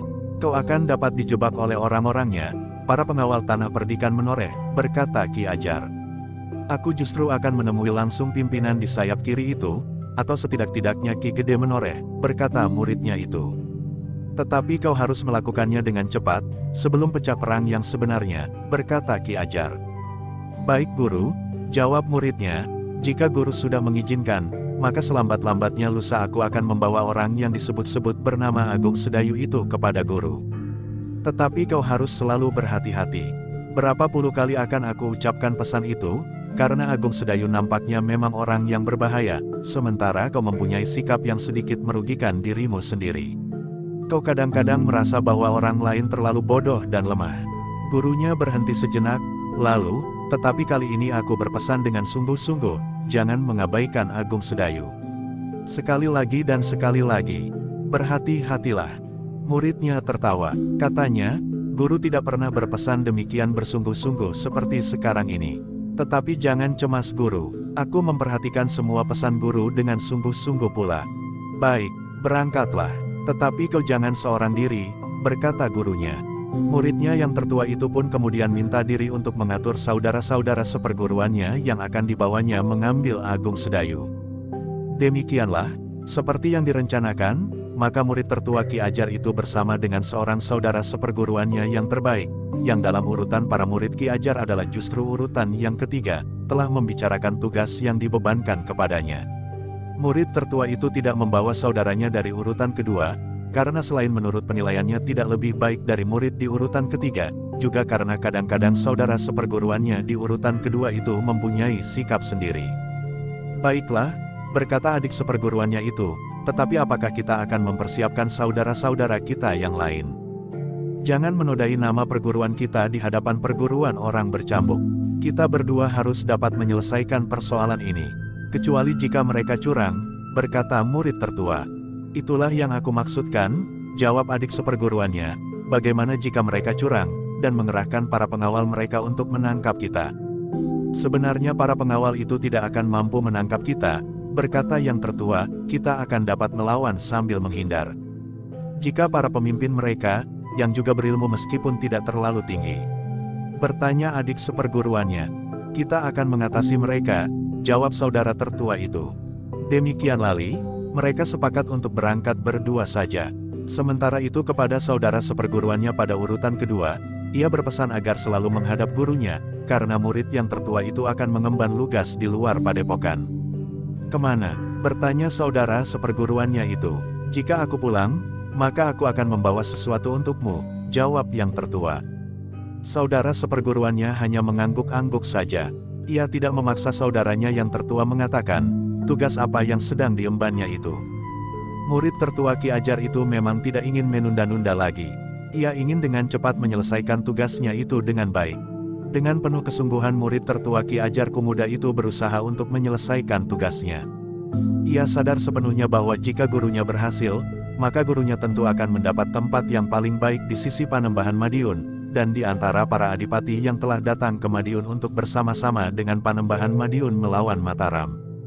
Sehingga sebenarnya lah apa yang dilakukan Ki Ajar Kumuda itu juga tidak lepas dari satu kepentingan pribadi untuk mengambil keuntungan dari persoalan yang timbul antara Mataram dan Madiun. Nampaknya perbedaan pendapat antara para pemimpin di Madiun dengan Mataram telah menyentuh sikap para pemimpin di Madiun kepada orang bercambuk, yang telah secara khusus datang ke Madiun dan mencoba mempergunakan pengaruh pribadinya terhadap pimpinan tertinggi di Madiun itu. Hal itulah yang semakin mendorong Ki Ajar Kumuda untuk membuat perhitungan dengan orang bercambuk itu setelah ia merasa yakin akan ilmunya. Demikianlah, maka murid Ki Ajar Kumuda itu berniat untuk datang ke perkemahan pasukan Mataram di sayap kiri untuk menyatakan kepentingan pribadinya dengan murid orang bercambuk, tanpa menyentuh persoalan yang sedang membakar hubungan Mataram dan Madiun. Dalam pada itu, maka di induk pasukan Mataram, Panembahan Senapati telah mempersiapkan serangan atas kota Madiun. Dengan seluruh kekuatan yang ada, maka Mataram berniat langsung membentur pertahanan Madiun. Meskipun Panembahan Senapati menyadari bahwa jumlah pasukannya jauh lebih kecil dari jumlah pasukan Madiun. Jangan tergesa-gesa melakukan nyangger, Ki Pati Mandaraka masih berusaha mencegah. Kita tidak akan dapat menunggu pasukan Madiun melangkahi Kali Dadung. Kita tidak akan dapat memancingnya keluar sebagaimana paman memancing Pamanda Arya Penangsang dari Jipang dahulu, kemudian menunggunya di atas tebing Bengawan sore dengan tombak Kiai Pleret yang telanjang. Pamanda Panembahan Madiun nampaknya lebih berhati-hati, dan jantungnya tidak mudah terbakar seperti Pamanda Arya Penangsang, berkata Panembahan Senapati. Meskipun demikian, kita tidak akan mudah mengatasi jumlah prajurit yang sekian banyaknya yang telah berkumpul di Madiun, berkata Ki Pati Mandaraka. Besok atau sepekan lagi, kekuatan mereka tidak akan berkurang paman, berkata adipati-pati yang ada di induk pasukan itu pula. Karena itu, maka kita akan memanfaatkan orang-orang berilmu tinggi untuk menerobos jalan masuk ke kota Madiun. Kita akan melakukannya dengan cepat dan tiba-tiba. Jika kita sudah berada di kota, maka jumlah mereka yang sangat besar itu tidak akan dapat mereka pergunakan serentak. Kita akan bertempur di antara rumah-rumah dan jalan-jalan menuju ke Kadipaten. Kita tahu bahwa jalan ke alun-alun tentu bagaikan dipagari ujung tombak. Tetapi bertempur di dalam kota akan lebih baik daripada bertempur di tempat terbuka. Angger benar, jawab Ki Pati Mandaraka, tetapi untuk mencapai dinding kota kita memerlukan waktu. Jarak dari tempat ini sampai pintu gerbang kota memerlukan waktu, yang agaknya cukup panjang bagi pasukan Madiun untuk bergerak keluar dari kota dan menyongsong kita, sehingga memaksa kita bertempur di tempat terbuka. Jadi bagaimana menurut Paman? Bertanya Panembahan Senapati. Kita menunggu satu kesempatan yang baik, jawab Ki Pati Mandaraka. Jadi kita masih harus menunggu dan menunggu. Bagaimana jika kesempatan yang baik itu tidak pernah datang? Bertanya Adipati-Pati. Ki Pati Mandaraka tersenyum. Kedua orang pemimpin itu mengingatkannya kepada dua orang saudara seperguruannya yang telah mendahuluinya. Panembahan Senapati adalah anak Ki Gede Pemanahan, sedangkan Adipati-Pati itu adalah anak Ki Penjawi, yang kedua-duanya mendapat tugas dari Kanjeng Sultan Pajang untuk menyelesaikan pertikaian antara Pajang dan Jipang. Namun yang akhirnya Adipati Jipang itu terbunuh oleh tangan Raden Sutawijaya, yang kemudian bergelar Panembahan Senapati itu. Namun kedua orang perwira-wira tamtama Pajang itu tetap mendapatkan janji hadiah yang akan diberikan jika Arya Penangsang dapat diselesaikan. Ki Panjawi mendapatkan pati, sementara Ki Gede Pemanahan mendapatkan alas Mentaok, yang kemudian dibuka menjadi Mataram. Angger berdua, berkata Ki Pati Mandaraka, aku mohon bahwa serangan atas Madiun tidak dilakukan dengan segera. Aku berjanji dalam waktu dekat untuk menemukan cara yang paling baik sebelum kita benar-benar menyerang Madiun. Sementara ini kita masih harus membenahi diri, menyusun pasukan, khususnya pasukan induk ini. Kita manfaatkan pasukan khusus untuk melakukan gerakan-gerakan cepat yang menyesatkan perhatian pasukan Madiun, sementara pasukan yang lain akan dapat melakukan gerakan-gerakan yang dapat memaksa Madiun untuk menilai diri mereka kembali. Panembahan Senapati adalah prajurit Linui. Demikian pula Adipati-Pati, Adipati Grobogan, Demak, dan Pajang. Namun mereka memang memiliki keseganan terhadap Ki Pati Mandaraka, yang memiliki perhitungan yang sangat cermat menghadapi persoalan-persoalan besar. Caranya memecahkan persoalan yang kadang-kadang sulit dimengerti, memang sangat menarik. Karena itu, maka Panembahan Senapati pun kemudian memutuskan untuk menunda serangan mereka atas kota Madiun, meskipun sebenarnya ia sesuai dengan pendapat Adipati Pragola dari Pati, bahwa pasukan Mataram harus menerobos masuk ke dalam kota. Pertempuran di tempat-tempat yang sempit akan lebih banyak memberikan keuntungan bagi pasukan Mataram yang jumlahnya lebih kecil, namun yang secara pribadi telah ditempa dengan baik. Dengan pasukan khususnya, Mataram akan dapat mengacaukan pertahanan Madiun di dalam sarangnya. Tetapi karena Kipati Mandaraka mencegahnya, maka Panembahan Senapati harus menyabarkan dirinya untuk 1-2 hari. Namun yang 1-2 hari itu, telah terjadi peristiwa tersendiri di sayap kiri pasukan Mataram. Peristiwa yang menyangkut Agung Sedayu, yang kebetulan adalah murid dari orang bercambuk. Orang-orang Mataram sendiri, dan karena itu juga para petugas Sandi Madiun di Mataram, tidak banyak menghiraukan Swandaru yang juga murid orang bercambuk. Swandaru masih belum pernah menunjukkan sesuatu yang mengejutkan karena kemampuan ilmunya. Untara yang berada di sayap yang sama dengan Swandaru, memang mengerti bahwa Swandaru secara pribadi memang mempunyai kelebihan, meskipun tidak setinggi Agung Sedayu. Namun Swandaru masih harus mendapat bimbingan dalam pertempuran yang besar sebagaimana akan mereka hadapi itu. Ternyata bahwa Swandaru yang merasa dirinya besar, tiba-tiba saja merasa asing ketika ia telah berada di antara pasukan yang besar itu. Dengan demikian, maka Swandaru yang masih berusaha untuk menyesuaikan diri itu tidak banyak berbuat sesuatu di lingkungannya, kecuali menunggu dan menjalankan perintah sebaik-baiknya. Seperti yang direncanakan, maka sesuatu yang mengejutkan telah terjadi di sayap kiri pasukan Mataram. 2 orang telah datang ke pasukan itu, demikian matahari terbit di hari berikutnya. "Kami mohon kesempatan untuk bertemu dengan Ki Gede Menoreh," berkata yang tertua di antara kedua orang itu. "Siapakah kalian?" bertanya petugas yang berjaga-jaga di mulut perkemahan. "Aku adalah Secaprana, dan ini adalah adikku Secabawa, dari perguruan Kumuda," jawab murid tertua dari Ki Ajar Kumuda itu. "Untuk apa?" bertanya yang bertugas. "Kami mempunyai kepentingan pribadi. Mungkin kau akan tahu juga setelah aku sempat berbicara dengan Ki Gede Menoreh," jawab orang itu. Para penjaga di mulut perkemahan itu termangu-mangu. Sementara orang itu berkata, "Kisanak, kami hanya akan menyampaikan pesan. Kami tidak akan berbuat apa-apa. Apalagi kami hanya berdua saja." Tetapi para penjaga itu tidak dapat dengan serta-merta membawa kedua orang itu memasuki perkemahan. Karena itu maka para penjaga itu pun kemudian mempersilahkannya menunggu. Seorang di antara para penjaga itu akan menyampaikannya kepada Ki Gede. "Kami tidak dapat berbuat begitu saja tanpa persetujuan para pemimpin dalam keadaan seperti ini." "Kami mengerti Kisanak," berkata Secaprana, "kami akan menunggu." Seorang di antara para petugas itu pun telah memasuki perkemahan dan langsung menuju ke perkemahan pasukan Tanah Perdikan Menoreh. Agung Sedayulah yang menemui orang itu, dan bertanya apakah kepentingannya. "2 orang di luar perkemahan ingin bertemu dengan Ki Gede Menoreh," jawab petugas itu. "Ki Gede," ulang Agung Sedayu. "Ya, terserah Ki Gede, apakah Ki Gede akan menemuinya atau tidak," jawab petugas itu. Agung Sedayu memang tidak ingin mendahului sikap Ki Gede. Karena itu, maka ia pun telah melaporkannya pula kepada Ki Gede. Namun justru karena hal yang agak menarik perhatian itu, ternyata Ki Gede telah menyatakan bersedia untuk menerima orang itu.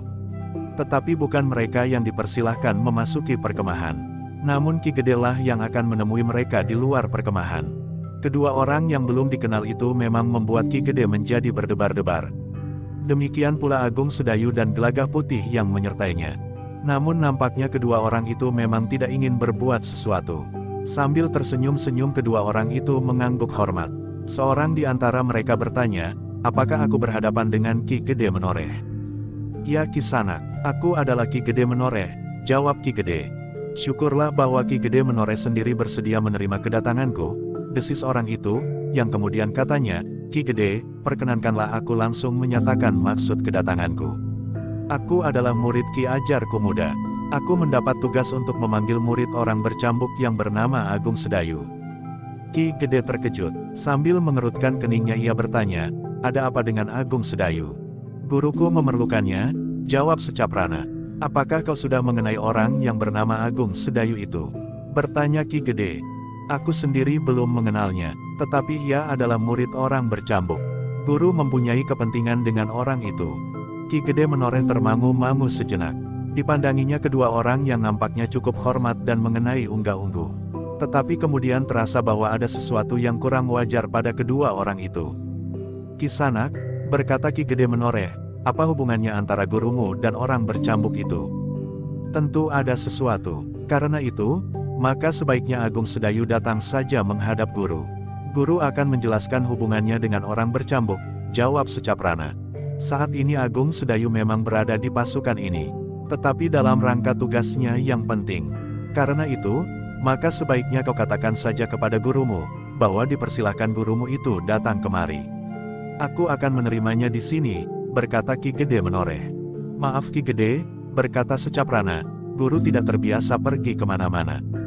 Jika guru berkepentingan dengan seseorang, maka guru tentu memanggilnya. Jika orang itu tidak sedang dalam tugas, aku tidak berkeberatan. Tetapi Agung Sedayu berada dalam tugas yang penting. Karena itu, ia tidak dapat meninggalkan perkemahan ini, berkata Ki Gede. Ki Gede, berkata Secaprana itu, apakah aku dapat bertemu dan berbicara dengan Agung Sedayu? Ki Gede termamu-mamu sejenak. Tetapi Agung Sedayulah yang menyahut, silahkan Kisanak. Orang itu berpaling, kemudian tersenyum sambil berkata, jadi kaukah Agung Sedayu itu? Ya, aku Agung Sedayu, jawab Agung Sedayu. Bagus, jawab orang itu, aku sudah mengira bahwa Agung Sedayu memang seorang yang bertubuh sedang, berperawakan kokoh kuat, tanpa menonjolkan kekekaran daging dan otot-ototnya. Masih muda dan bermata tajam. Katakan kepentinganmu, potong Agung Sedayu. Jangan terlalu garang, kau tentu sudah mendengar bahwa kau telah dipanggil guru, berkata Secaprana. Dan kau pun telah mendengar, bahwa Ki Gede, pimpinan pasukan dari Tanah Perdikan menoreh, merasa keberatan, jawab Agung Sedayu. Persoalannya agak berbeda dengan persoalan yang kini tengah membakar Mataram dan Madiun. Persoalannya adalah persoalan dua perguruan, jawab Secaprana. Apapun persoalannya, tetapi aku tidak akan pergi menemui gurumu. Dipersilahkan gurumu datang ke perkemahan ini.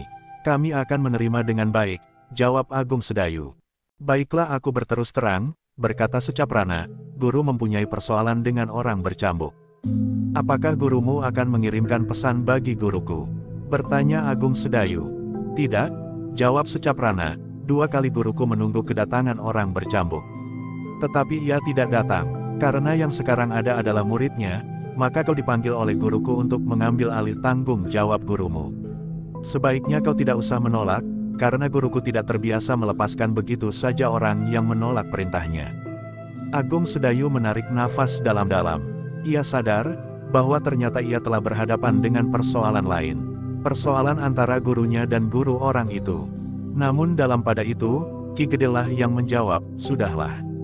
Kembalilah kepada gurumu, dan katakan jawaban kami. Tetapi Secaprana itu menggeleng. Katanya, tidak Ki Gede. Kami mendapat perintah, bahwa kami harus kembali bersama Agung Sedayu. Agung Sedayu tidak aku izinkan meninggalkan perkemahan ini, jawab Ki Gede.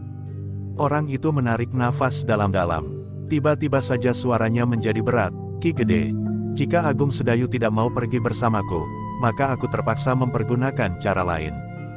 Kau akan memaksanya justru di perkemahannya. Kau tahu akibat dari perbuatanmu itu, berkata Ki Gede.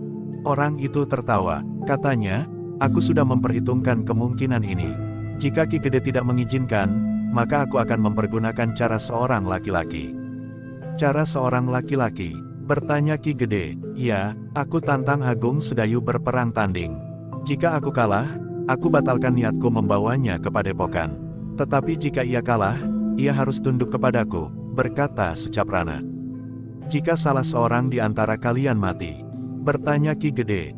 Memang itu adalah akibat yang dapat saja terjadi, berkata Secaprana pula, tetapi aku harap bahwa aku akan dapat membawa Agung Sedayu hidup-hidup kepada guruku. Kecuali jika murid orang bercambuk itu, sebagaimana gurunya, adalah betina pengecut. Agung Sedayu tersenyum, katanya, carilah kata-kata yang paling menyakitkan hati. Aku tahu, kau ingin menyinggung harga diriku agar aku bersedia melakukannya. Wajah orang itu menjadi metah. Dengan nada kasar ia berkata, jadi kau memang tidak berani melakukannya. Jadi kau benar-benar pengecut yang tidak berharga. Kau tidak perlu mencari-cari kata seperti itu, berkata Agung Sedayu. Kau tidak dapat memaksaku jika aku memang tidak bersedia, sebagaimana kau katakan tentang guruku. Jawab tantanganku sekarang, geram orang itu. Agung Sedayu ternyata tidak seperti dibayangkan oleh Secaprana. Ia tidak membentak kasar dan berteriak. Tetapi Agung Sedayu justru tersenyum sambil berkata, kau tidak berhak dan tidak dapat memerintah aku. Aku bukan murid gurumu, aku bukan bawahanmu dan aku bukan muridmu. Setan kau Agung Sedayu, geram orang itu, kau tidak menjawab tantanganku. Memang lebih baik kau menantangku daripada menakut-nakuti dan mencoba untuk menyinggung harga diriku. Segala cara tidak akan dapat kau terapkan untuk memaksaku, jawab Agung Sedayu pula. Cukup, bentak orang itu. Agung Sedayu justru tertawa. Bahkan Ki Gede pun menjadi agak bingung menanggapi sikap Agung Sedayu itu. Hanya Gelagah Putihlah yang dapat mengerti, bahwa Agung Sedayu tidak mau dipancing kemarahannya. Justru ialah yang telah berhasil membuat lawannya marah dan kehilangan kendali. Baru sejenak kemudian Agung Sedayu itu pun berkata, apa sebenarnya yang telah terjadi antara guruku dan gurumu? Itu urusan mereka, tetapi guruku sudah bertekad untuk membuat perhitungan dengan gurumu. Namun gurumu yang licik itu tidak pernah berani memenuhi undangan guruku, berkata Secaprana. Soalnya bukan karena guruku licik dan tidak mau memenuhi undangan gurumu, tetapi tidak pantas gurumu memanggil guruku. Sikap sombong gurumu itulah yang tidak dapat diterima oleh guruku. Bahkan aku pun tidak akan memenuhinya. Tetapi karena kau sudah datang kepadaku sekarang, maka aku akan menanggapi tantanganmu, jawab Agung Sedayu. Agung Sedayu, potong Ki Gede. Maaf Ki Gede, aku tidak dapat menolak tantangannya, justru karena ia sudah datang kepadaku. Tetapi aku tidak akan bersedia datang memenuhi panggilan gurunya, jawab Agung Sedayu. Jika kau kalah, kau harus datang ke padepokanku, geram orang itu. Jika itu syaratmu, aku menolak, berkata Agung Sedayu, aku akan berperang tanding, tanpa syarat untuk datang ke padepokanmu. Kau gila, geram orang itu. Jika kau tidak bersedia menerima syaratku, aku tidak akan menerima tantanganmu, jawab Agung Sedayu. Ternyata kau lebih gila dari yang aku duga, kemarahan orang itu justru semakin memuncak. Aku hanya menerima tantanganmu, kalah atau menang, aku tidak akan pergi ke padepokanmu. Aku tahu, bahwa kau dan gurumu ingin mempergunakan aku untuk memaksa guruku datang ke padepokanmu. Dengan menguasai aku, maka kau dan gurumu berharap bahwa guru akan datang. Persetan kau, geram orang itu, sekarang, tunjukkan kepadaku, di mana kita akan berperang tanding. Di sini, di tengah-tengah perkemahanmu, atau di mana saja yang paling aman bagimu. Jika kau kalah, maka kau akan dapat memanggil orang-orangmu untuk mengeroyokku. Kisanak, berkata Agung Sedayu, aku sudah mengagumi cara yang kau tempuh. Kau datang hanya berdua menemui aku untuk menantangku. Aku pun tidak akan merendahkan diriku dengan cara yang licik. Karena itu, maka aku akan menerima tantanganmu di tempat yang tidak diketahui oleh para pengawal dan prajurit Mataram. Aku hanya akan membawa seorang saksi, sebagaimana kau juga membawa seorang saksi. Aku percaya bahwa kau tidak akan menjebakku dengan cara apapun juga, menilik kesombonganmu dan gurumu, bahkan perguruanmu. Cukup, bentak orang itu, atau kau sengaja memperpanjang umurmu dengan pembicaraan yang panjang lebar tanpa arti itu. Baik, berkata Agung Sedayu, marilah. Kita akan pergi dari perkemahan ini. Kita akan mencari tempat yang baik untuk melakukan perang tanding. Kita akan turun ke sungai di sebelah, dan kita tentu akan menemukan tempat itu. Orang itu termangu-mangu sejenak, tetapi kemudian matanya telah menyala. Sementara itu Ki Gede Menoreh yang cemas bertanya kepada Agung Sedayu, kenapa kau terima tantangan itu? Apakah itu bukan satu jebakan? Orang itu sudah datang ke perkemahan ini Ki Gede, jawab Agung Sedayu. Sementara itu, aku akan pergi bersama Gelagah Putih. Ia akan menjadi saksi. Jika orang itu curang karena membawa sekelompok orang-orang berilmu tinggi, maka Gelagah Putih akan sempat memberikan isyarat. Kami akan membawa panah sendaren. Bagus, potong orang itu, bawalah isyarat. Jika kau kalah, aku tidak keberatan kau panggil orang-orangmu. Agung Sedayu tidak menghiraukannya. Ia pun kemudian minta kepada Gelagah Putih untuk mengambil panah sendaren dan membawanya. Ki Gede tidak kuasa lagi mencegahnya. Ia tahu sifat Agung Sedayu.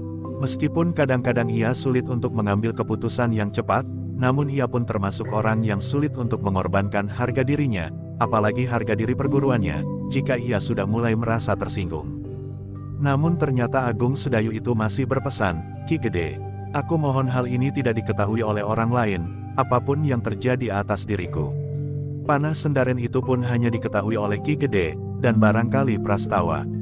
Namun aku berharap bahwa orang itu tidak akan berbuat curang, menilik sikap sombongnya. Berhati-hatilah Agung Sedayu, pesan Ki Gede.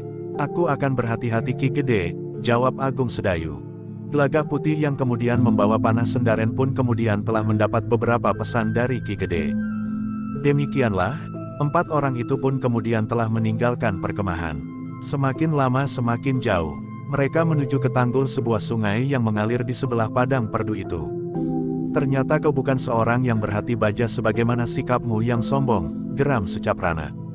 Kenapa? Bertanya Agung Sedayu. Kau ternyata telah dibebani keraguan-raguan, bahkan ketakutan, karena kau merasa perlu membawa panah Sendaren, berkata orang itu. Kau kira panah Sendaren itu perlu bagiku? Jika aku membawanya, justru untuk menahan agar Ki Gede tidak mengirimkan orang yang akan dapat menggangguku. Dengan membawa panah Sendaren, maka ia tidak akan merasa perlu mengirimkan orang untuk mencariku dan mengganggu perang tanding di antara kita, jika aku tidak melontarkannya, jawab Agung Sedayu. Secaprana mengerutkan keningnya, namun ia tidak berkata apa-apa lagi. Sejenak kemudian keduanya serta kedua orang yang menyertai mereka telah hilang di balik tanggul sungai. Sementara itu, keempat orang itu masih menyusuri sungai beberapa patok lagi. Setelah mereka melewati sebuah kelokan, maka mereka mendapatkan tepian sungai yang agak lebar, dan nampaknya tempat itu jarang sekali dijamah kaki orang. Kita sudah menemukan tempat yang baik, berkata Secaprana. Agung Sedayu pun berhenti sambil berkata, aku sudah siap. Tetapi ingat, aku tidak akan mau pergi ke padepokanmu, apapun alasannya. Kau tahu arti kata-kataku? Ya, jawab Secaprana, kau ingin mati. Aku tidak ingin mati, tetapi jika kaulah yang mati, itu adalah tanggung jawabmu sendiri, berkata Agung Sedayu pula. Orang itu menggeretakkan giginya, namun ia pun masih bertanya, siapa saksimu yang masih kanak-kanak itu? Sepupuku, jawab Agung Sedayu. Apakah ia juga murid orang berambut? Bertanya Secaprana pula. Tidak, jawab Agung Sedayu pendek. Bagus, siapapun saksimu, ia akan dapat berbicara tentang perang tanding ini. Saksiku adalah adik seperguruanku, geram orang itu. Agung Sedayu segera mempersiapkan dirinya. Ia sadar bahwa ia berhadapan dengan seorang yang tentu sudah cukup banyak menimba ilmu. Karena itu, maka ia pun harus sangat berhati-hati. Apalagi gurunya selalu berpesan bahwa ia tidak boleh merendahkan lawannya, siapapun orangnya. Bahkan orang yang tidak berilmu sekalipun. Karena setiap orang akan mempunyai kekuatan dan kelemahannya masing-masing. Sementara itu, Secaprana pun berkata, Agung Sedayu, masih ada kesempatan terakhir. Jika kau pergunakan kesempatan ini, maka kau akan tetap hidup. Jika tidak, maka kau akan mati. Aku adalah murid utama dari Ki Ajar Kumuda. Aku sudah mewarisi hampir semua kemampuan guru. Kita akan menguji, berkata Agung Sedayu, perguruan manakah yang terbaik, antara perguruan orang bercambuk dan perguruan Kumuda. Bersiaplah, geram Secaprana, ternyata kau memang sangat sombong. Aku sudah bersiap sejak tadi, jawab Agung Sedayu. Jantung Secaprana memang sudah menjadi panas sejak mereka masih ada di perkemahan. Jawaban-jawaban Agung Sedayu yang sengaja memancing kemarahan lawannya, justru karena ia tidak mau terpancing dan menjadi marah, benar-benar telah mampu membakar isi dada lawannya. Sejenak kemudian, maka Secaprana pun mulai bergerak. Namun ia masih berpesan kepada adik seperguruannya, kau menjadi saksi, bagaimana aku menangkap murid orang bercambuk yang sombong ini. Adik seperguruannya berdiri termangu-mangu. Sekali-sekali dipandanginya Gelagah Putih yang menurut penglihatannya memang masih sangat muda. Namun sikapnya menunjukkan bahwa anak muda itu pun tentu berilmu tinggi. Sejenak kemudian, Secaprana itu pun mulai melangkah mendekati Agung Sedayu, sementara Agung Sedayu pun telah bersiap menghadapinya. Di perkemahan, Ki Gede memang menjadi cemas. Tetapi ketika ia melihat Gelagah Putih membawa panah Sendaren, hatinya memang agak menjadi tenang. Jika perlu, Gelagah Putih tentu akan melepaskan panah Sendarennya. Namun karena itu, Ki Gede telah memerintahkan Prastawa untuk bersiap dengan sekelompok pengawal berkuda, yang siap untuk berpacu di padang perdu itu. Namun seperti yang dipesankan oleh Agung Sedayu, Ki Gede memang tidak melaporkan hal itu kepada para pemimpin di sayap kiri itu, agar tidak menimbulkan persoalan, bahkan mungkin kegelisahan.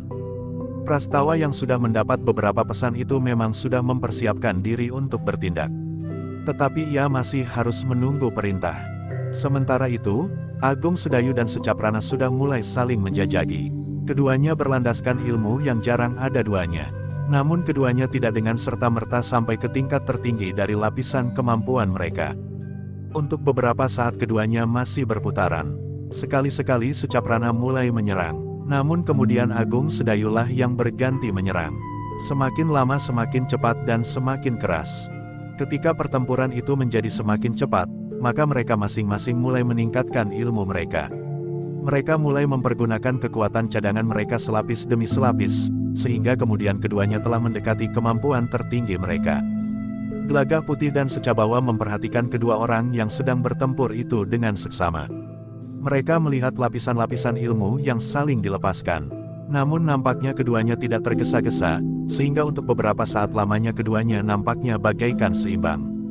Secaprana yang telah sampai ke lapisan yang tertinggi dari tataran ilmunya mulai merasakan betapa murid orang bercambuk itu memiliki kemampuan yang tinggi.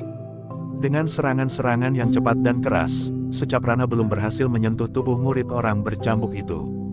Karena itu, maka Secaprana terpaksa meningkatkan selapis lagi ilmunya, sehingga hampir sampai ke puncak. Agung Sedayu memang merasakan tekanan yang semakin berat. Serangan Secaprana terasa semakin cepat. Bahkan semakin lama Agung Sedayu semakin terdesak. Tetapi yang dilakukan Agung Sedayu masih belum seluruhnya. Karena itu, maka ketika ia meningkatkan lagi kemampuannya selapis tipis, maka keadaan mereka mulai menjadi seimbang lagi. Setan ini benar-benar memiliki kemampuan yang tinggi, berkata Secaprana di dalam hatinya. Dengan serangan yang cepat dan keras, Agung Sedayu masih saja berhasil menghindar. Bahkan dengan tangkasnya meloncat menyerang kembali. Tangannya bergerak berputaran, sekali terayun, sekali mematuk lurus ke arah bagian tubuhnya yang berbahaya. Aku harus mulai menunjukkan kekuatan yang sebenarnya dari perguruanku muda, desis orang itu lebih lanjut, yang ditujukan kepada dirinya sendiri. Karena itu, maka sejenak kemudian, Secaprana itu telah meloncat mengambil jarak. Sambil mempersiapkan dirinya, maka Secaprana berkata, Agung Sedayu, ternyata bahwa kau memang pantas menyebut dirimu murid orang bercambuk. Agung Sedayu tertegun sejenak, menilik sikapnya, maka murid Ki Ajar Kumuda yang tertua itu sudah siap melepaskan ilmu andalannya. Karena itu, maka Agung Sedayu pun memang harus berhati-hati. Mungkin ia akan menghadapi sesuatu yang tiba-tiba saja, sehingga ia tidak sempat berbuat apa-apa menghadapinya. Dengan demikian, maka Agung Sedayu pun telah mulai mengeterapkan ilmunya pula. Ilmu yang paling lunak bagi lawannya, karena sifatnya yang sekedar melindungi diri. Ilmu kebal. Sementara itu murid dari perguruan Kumuda itu pun telah mempersiapkan ilmunya. Ilmu yang memiliki banyak kelebihan dari kebanyakan ilmu. Tetapi murid tertua dari perguruan Kumuda yang merasa bahwa perguruannya adalah perguruan terbaik itu telah mulai dari lapisan dasar ilmunya. Tapak prahara. Karena itu, Secaprana itu tidak langsung melibat Agung Sedayu ke dalam lingkaran ilmunya. Namun Agung Sedayu mulai merasakan bahwa serangan-serangan Secaprana yang kemudian dilontarkan mempunyai pengaruh yang berbeda. Secaprana itu seakan-akan mampu bergerak lebih cepat, lebih tangkas, dan ayunan tangannya menjadi semakin terasa berat. Angin yang menyambar tubuhnya oleh getar gerak Secaprana memang terasa menamparkan tubuh Agung Sedayu. Namun tubuh itu sudah dilindungi oleh ilmu kebal, sehingga meskipun Agung Sedayu dapat merasakan sentuhan-sentuhan yang mengenai tubuhnya, namun tidak menyakitinya. Secaprana memang mencoba mengamati lawannya. Sambaran-sambaran serangannya yang semakin cepat masih mampu dihindari oleh Agung Sedayu. Bahkan ketika Secaprana mulai menunjukkan dasar gerak ilmunya yang sebenarnya, Agung Sedayu tidak terperosok ke dalam putaran yang sangat berbahaya itu. Orang ini memang luar biasa, desis Secaprana. Bahkan kemudian ia bertanya, Agung Sedayu, apakah kau pernah mengenal ilmu tapak prahara? Apakah kau melihat kemungkinan itu? Justru Agung Sedayu bertanya pula, setan kau? Geram Secaprana sambil meningkatkan ilmunya. Agung Sedayu meloncat surut ketika Secaprana dengan mengeterapkan ilmunya tapak prahara menyerangnya. Dengan garang ia melibat Agung Sedayu dengan kemampuan yang tinggi.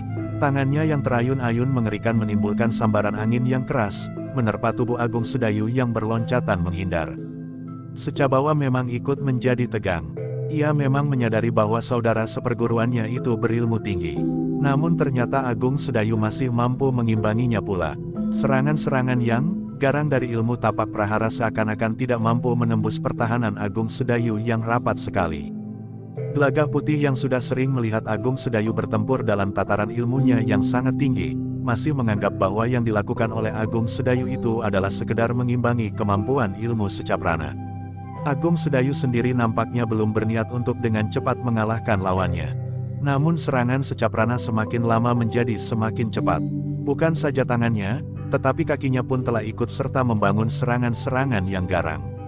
Selain berloncatan melontarkan tubuhnya berputaran, maka sekali-sekali serangan kaki Secaprana mengarah ke bagian tubuh Agung Sedayu yang berbahaya. Namun Agung Sedayu masih saja selalu mampu menghindarinya. Tetapi ternyata bahwa pada suatu ketika Agung Sedayu tidak saja selalu menghindari serangan-serangan lawannya. Meskipun Agung Sedayu masih belum berniat untuk dengan serta-merta mengalahkan lawannya, namun ia ingin juga menunjukkan bahwa Secaprana masih harus membuat perhitungan-perhitungan yang lebih matang jika ia ingin mengalahkan Agung Sedayu. Karena itu, Agung Sedayu yang masih saja lebih banyak menghindar dan sekali-sekali menyerang, telah mencoba untuk membenturkan kekuatannya. Dengan tanpa harus meningkatkan kekuatannya sampai ke puncak, maka Agung Sedayu telah mencoba untuk dengan langsung menjajaki kekuatan lawannya. Ketika lawannya menyerangnya bagaikan prahara, Agung Sedayu masih mencoba menghindar surut.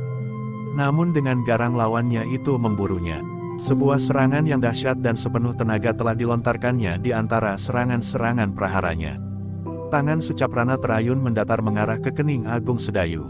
Agung Sedayu tidak menghindar, ia sadar bahwa Secaprana telah bersiap untuk melontarkan serangan kakinya. Karena itu, maka ia pun telah dengan sengaja membentur ayunan tangan lawannya yang mengarah ke kening. Sebuah benturan keras memang telah terjadi.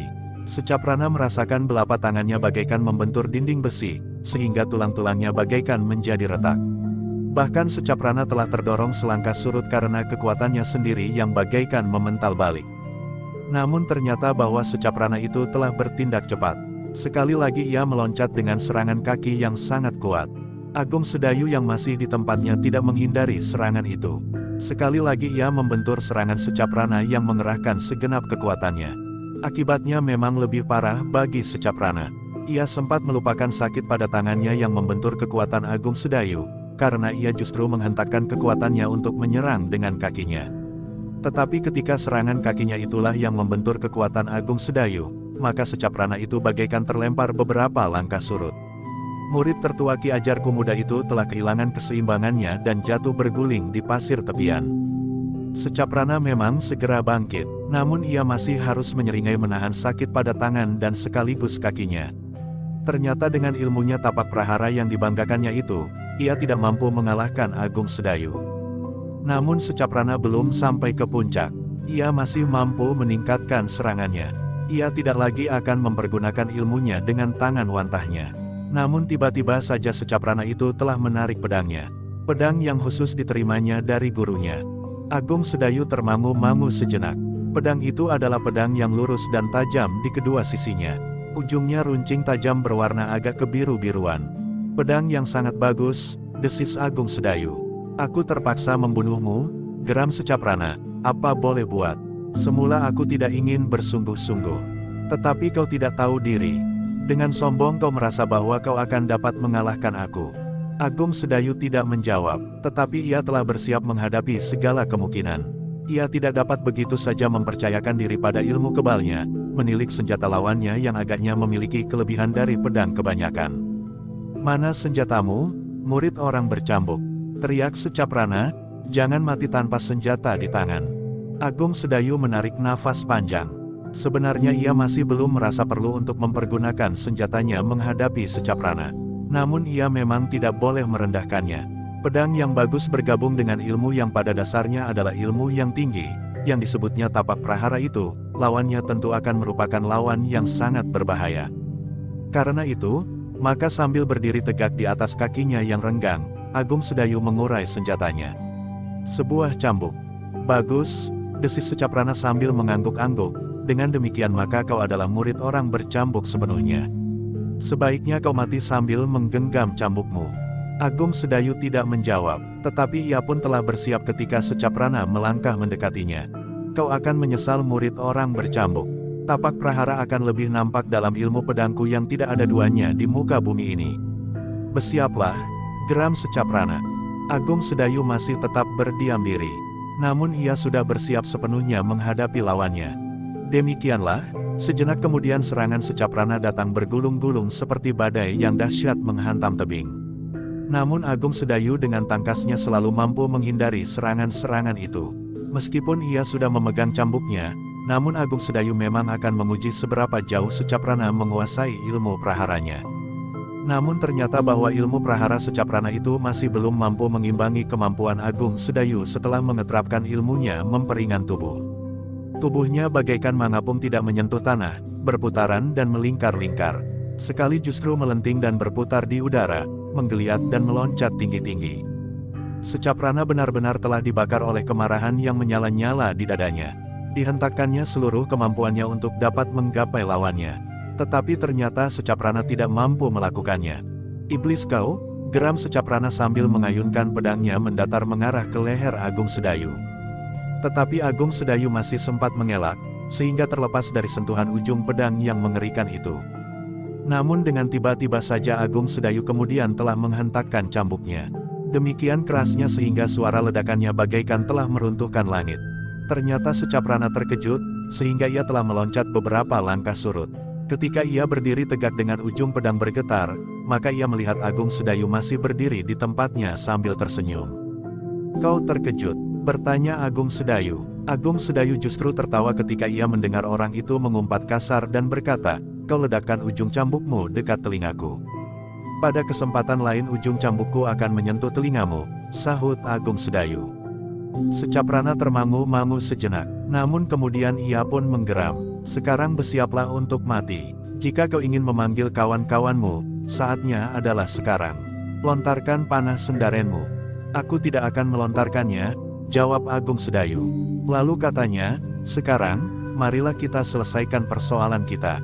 Apapun yang dapat terjadi." Secaprana menggeram. Ia benar-benar merasa terhina oleh murid orang bercambuk itu. Ternyata murid orang bercambuk itu mampu mengatasi ilmu tapak prahara yang dibanggakannya. Ia masih mempunyai harapan. Perpaduan ilmu pedangnya yang tinggi dengan ilmu tapak prahara akan dapat menundukkan murid orang bercambuk yang sombong itu. Dengan demikian maka Secaprana itu pun telah melangkah maju sambil menggeram, "Aku sudah sampai pada tahap akhir dari pertempuran ini." Agung Sedayu tidak menjawab, tetapi ia sudah menunggu. Sejenak kemudian, maka sekali lagi Secaprana telah melandanya dengan ilmu praharanya yang membuat ilmu pedangnya semakin mengerikan. Pedang yang memang memiliki kelebihan dari kebanyakan pedang itu berputaran dengan dahsyatnya. Terayun, mematuk dan menebas sehingga seakan-akan telah berubah menjadi berpasang-pasang pedang. Namun Agung Sedayu yang memiliki kemampuan yang seakan-akan dapat memperingan tubuhnya itu sempat menghindarinya dengan cepat pula, mengatasi kecepatan gerak Secaprana. Tetapi Secaprana itu pun sekali lagi terkejut. Bukan karena ledakan cambuk Agung Sedayu yang justru belum terdengar lagi, karena Agung Sedayu masih saja sekedar menghindari ilmu tapak prahara itu. Namun Secaprana yang merasa ujung senjatanya berhasil menyentuh tubuh Agung Sedayu, tetapi Agung Sedayu sama sekali tidak menghiraukannya. Bahkan ketika Secaprana bergeser surut untuk mengambil jarak, ia sama sekali tidak melihat luka di tubuh murid orang bercambuk itu. "Setan kau!" geram Secaprana. Namun ia masih belum yakin bahwa lawannya memiliki ilmu kebal.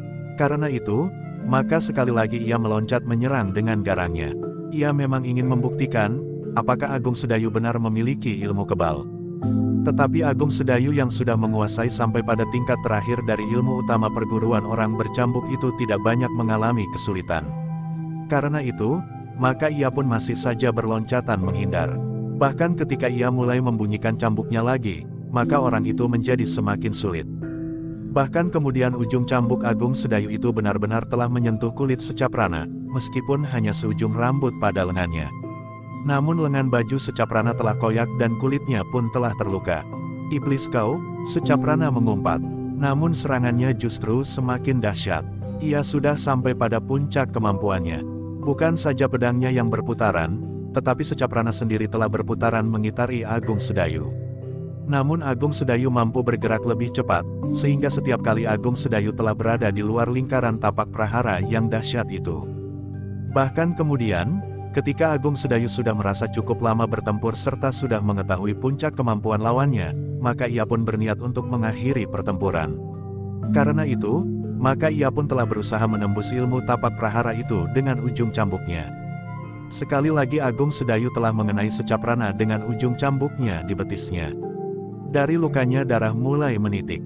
Semakin lama semakin deras. Ketika Secaprana tidak berniat mundur dari medan, maka Agung Sedayu telah menggapainya sekali lagi. Justru di pundaknya, Secaprana mengumpat-umpat kasar, tetapi ia tidak dapat menolak kenyataan bahwa darahnya memang sudah tertumpah. Secabawa yang menyaksikan pertempuran yang kemudian menjadi berat sebelah itu menjadi sangat tegang. Namun ketika ia bergerak mendekat, Gelagah Putih pun telah bergerak pula. "Apakah kau akan ikut campur?" bertanya Gelagah Putih. Secabawa termangu-mangu. Namun ia tidak akan dapat membiarkan kakak seperguruannya mengalami kesulitan. Bahkan akan dapat membawa nyawanya. "Kau tidak usah ikut campur anak ingusan," geram Secabawa, "kau lebih baik diam untuk menjadi saksi. Jika kau turut campur, maka perang tanding ini tidak berarti lagi. Bahkan seandainya aku melepaskan panah sendaren ini pun aku tidak berbuat curang," berkata Gelagah Putih. Secabawa termangu-mangu sejenak. Gelagah Putih memang membawa panah sendaren. Namun ternyata sekali lagi Secaprana dikenai oleh ujung cambuk Agung Sedayu. Bahkan agak lebih parah, sehingga Secaprana telah terdorong beberapa langkah surut. Kulit di lambungnya telah tergores oleh luka, meskipun lambungnya tidak menganga. Secaprana menjadi gemetar oleh kemarahan yang membakar jantung. Namun ia tidak dapat menghindari kenyataan bahwa Agung Sedayu memang seorang yang berilmu tinggi. Karena itulah agaknya gurunya berpesan berulang kali, agar ia berhati-hati menghadapi murid orang bercambuk itu. Tetapi yang dicemaskan oleh gurunya itu sudah terjadi. Beberapa goresan luka telah silang melintang di tubuhnya. Meskipun tidak terlalu dalam, tetapi darah yang mengalir semakin banyak telah menguras tenaganya. Dalam kebimbangan, maka orang-orang yang berada di tepian itu telah dikejutkan oleh suara tertawa yang bagaikan menelusuri tebing. Ketika mereka berpaling ke arah sumber suara itu, mereka melihat seseorang berdiri di atas tanggul sungai itu sambil bertolak pinggang. "Kau memang luar biasa Agung Sedayu," berkata orang itu. Agung Sedayu termangu-mangu memandang orang itu. Sementara Secaprana dan Secabawa hampir berbareng berdesis. "Guru." "Nah Secaprana," berkata Ki Ajar Kumuda, "bukankah sudah aku peringatkan berkali-kali? Kau harus berhati-hati menghadapi murid tertua orang bercambuk itu. Menurut laporan setiap orang yang pernah mengenalnya, Agung Sedayu adalah orang yang berilmu tinggi. Sekarang kau sudah membuktikannya sendiri bahwa Agung Sedayu memang berilmu tinggi." Secaprana tidak dapat menjawab lain kecuali berdesis. "Ya guru, kau tidak akan dapat menang," berkata gurunya. "Ya guru," jawab Secaprana pula. "Meskipun kau pergunakan pedang Kiai Sungsang sekalipun," sambung gurunya. Secaprana hanya dapat menundukkan wajahnya. Sementara itu darah masih saja mengalir dari luka-lukanya. "Secabawa," berkata Ki Ajar Kumuda, "bantulah kakakmu mengobati luka-lukanya." Secabawa termangu-mangu. Sekali-kali ia memandang Gelagah Putih sekilas, sebagaimana Secaprana berpaling pula ke arah Agung Sedayu. "Mereka akan memberimu kesempatan," berkata Ki Ajar Kumuda. Agung Sedayu dan Gelagah Putih memang tidak beranjak dari tempatnya ketika Secabawa kemudian membantu Secaprana berjalan menepi dan mengobati luka-lukanya. Sementara itu Ki Ajar Kumuda yang masih berdiri di atas tanggul itu pun bertanya, "Anak muda, apakah kau membawa panah sendaren?" Gelagah Putih mengerutkan keningnya, namun kemudian jawabnya, "Ya, aku membawa panah sendaren." "Bagus," berkata Ki Ajar Kumuda. Lalu katanya pula, "Aku adalah Ki Ajar Kumuda. Aku datang untuk mengambil murid orang bercambuk itu. Aku memerlukannya sampai gurunya datang untuk mengambilnya. Namun sudah barang tentu dengan syarat. Jika ia dapat mengalahkan aku." Orang itu berhenti sejenak, lalu katanya, "Jika kau ingin melepaskan panah sendaren itu, lakukanlah. Mungkin kalian memang memerlukannya, meskipun kedatangan kawan-kawanmu tidak akan dapat membebaskan murid orang bercambuk itu." "Ki Ajar," berkata Agung Sedayu, "kau tidak usah mengharapkan kedatangan guru. Aku sendiri sanggup membebaskan diriku. Agaknya memang sudah waktunya aku tidak lagi tergantung kepada guruku. Semakin tua umur guruku, maka aku pun menjadi semakin dituntut untuk mandiri." "Bagus," geram Ki Ajar Kumuda, "aku memang sudah menduga bahwa murid orang bercambuk akan bersikap demikian, meskipun kau masih terhitung muda dibandingkan dengan murid-muridku. Tetapi pada saatnya kau harus melihat kenyataan sebagaimana dialami oleh murid-muridku sekarang.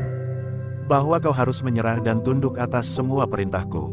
Agung Sedayu justru tertawa, katanya, Ki Ajar, kau yang sudah menjadi semakin tua tentu tidak akan dapat ingkar, bahwa dukungan wadakmu atas ilmumu sudah menjadi susut, sebagaimana juga guru.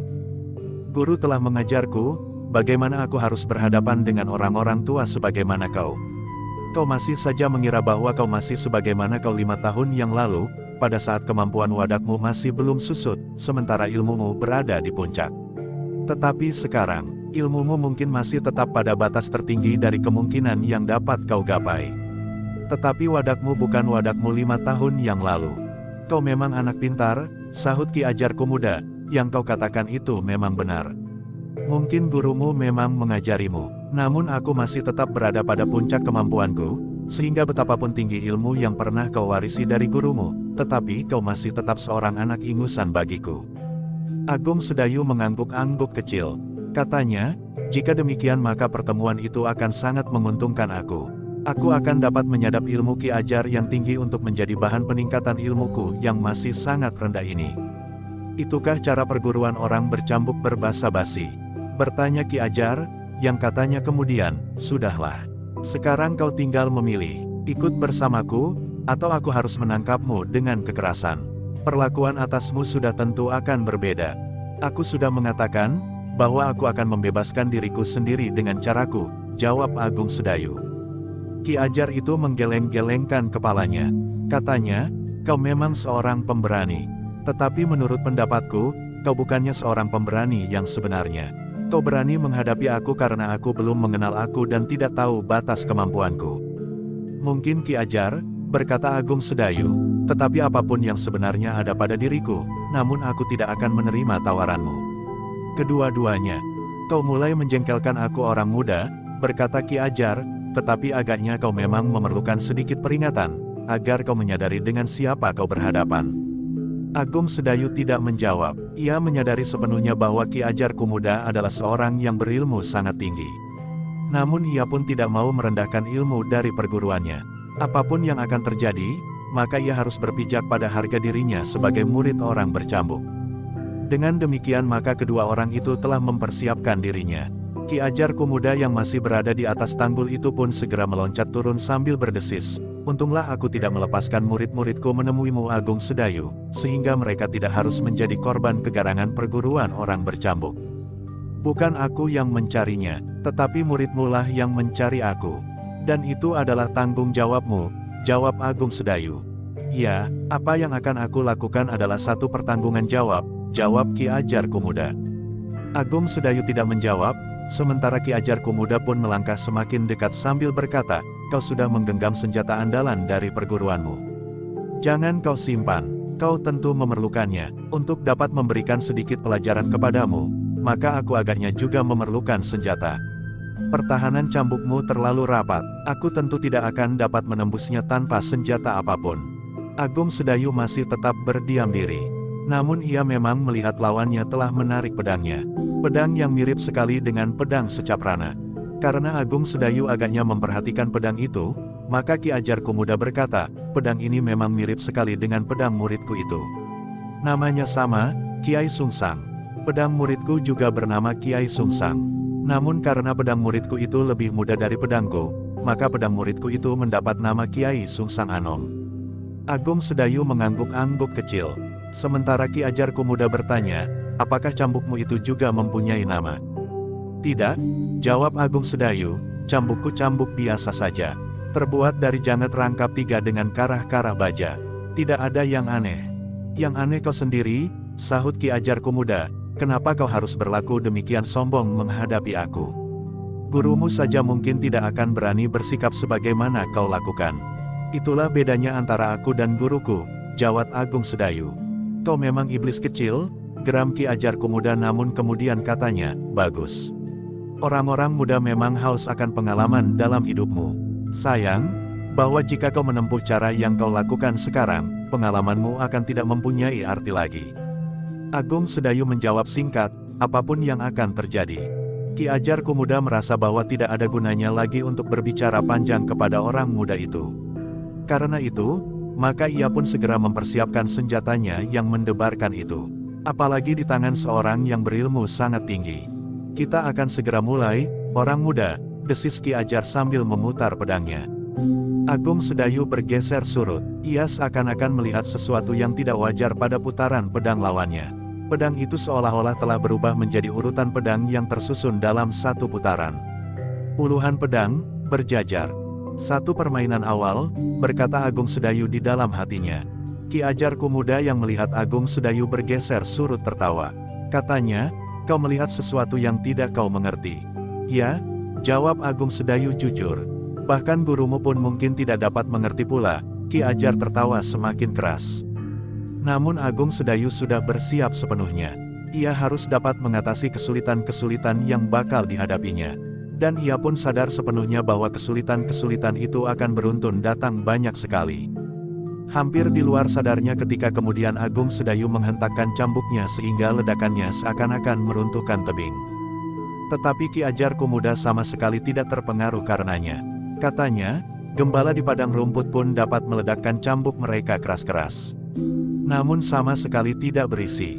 Agung Sedayu tidak menjawab, ia justru meledakkan cambuknya sekali lagi. Lebih keras, tetapi justru membuat Ki Ajar tertawa semakin panjang. Sejenak kemudian, maka Ki Ajar pun telah melangkah mendekat, telah memutar pedangnya lebih cepat, sehingga di mata Agung Sedayu nampak pedang yang berjajar dalam lingkaran yang membentuk perisai yang kuat. Agung Sedayu memang bergeser lagi surut. Namun ia sadar, bahwa ia harus mengeterapkan semua ilmu yang dimilikinya. Gurunya sama sekali tidak pernah merasa berkeberatan, karena ilmu yang ada di dalam dirinya justru akan saling mendukung. Karena itu, Agung Sedayu pun telah mengeterapkan ilmu kebalnya, ilmu meringankan tubuh, dan ia pun kemudian telah mengeterapkan ilmunya Sapta Panggraita.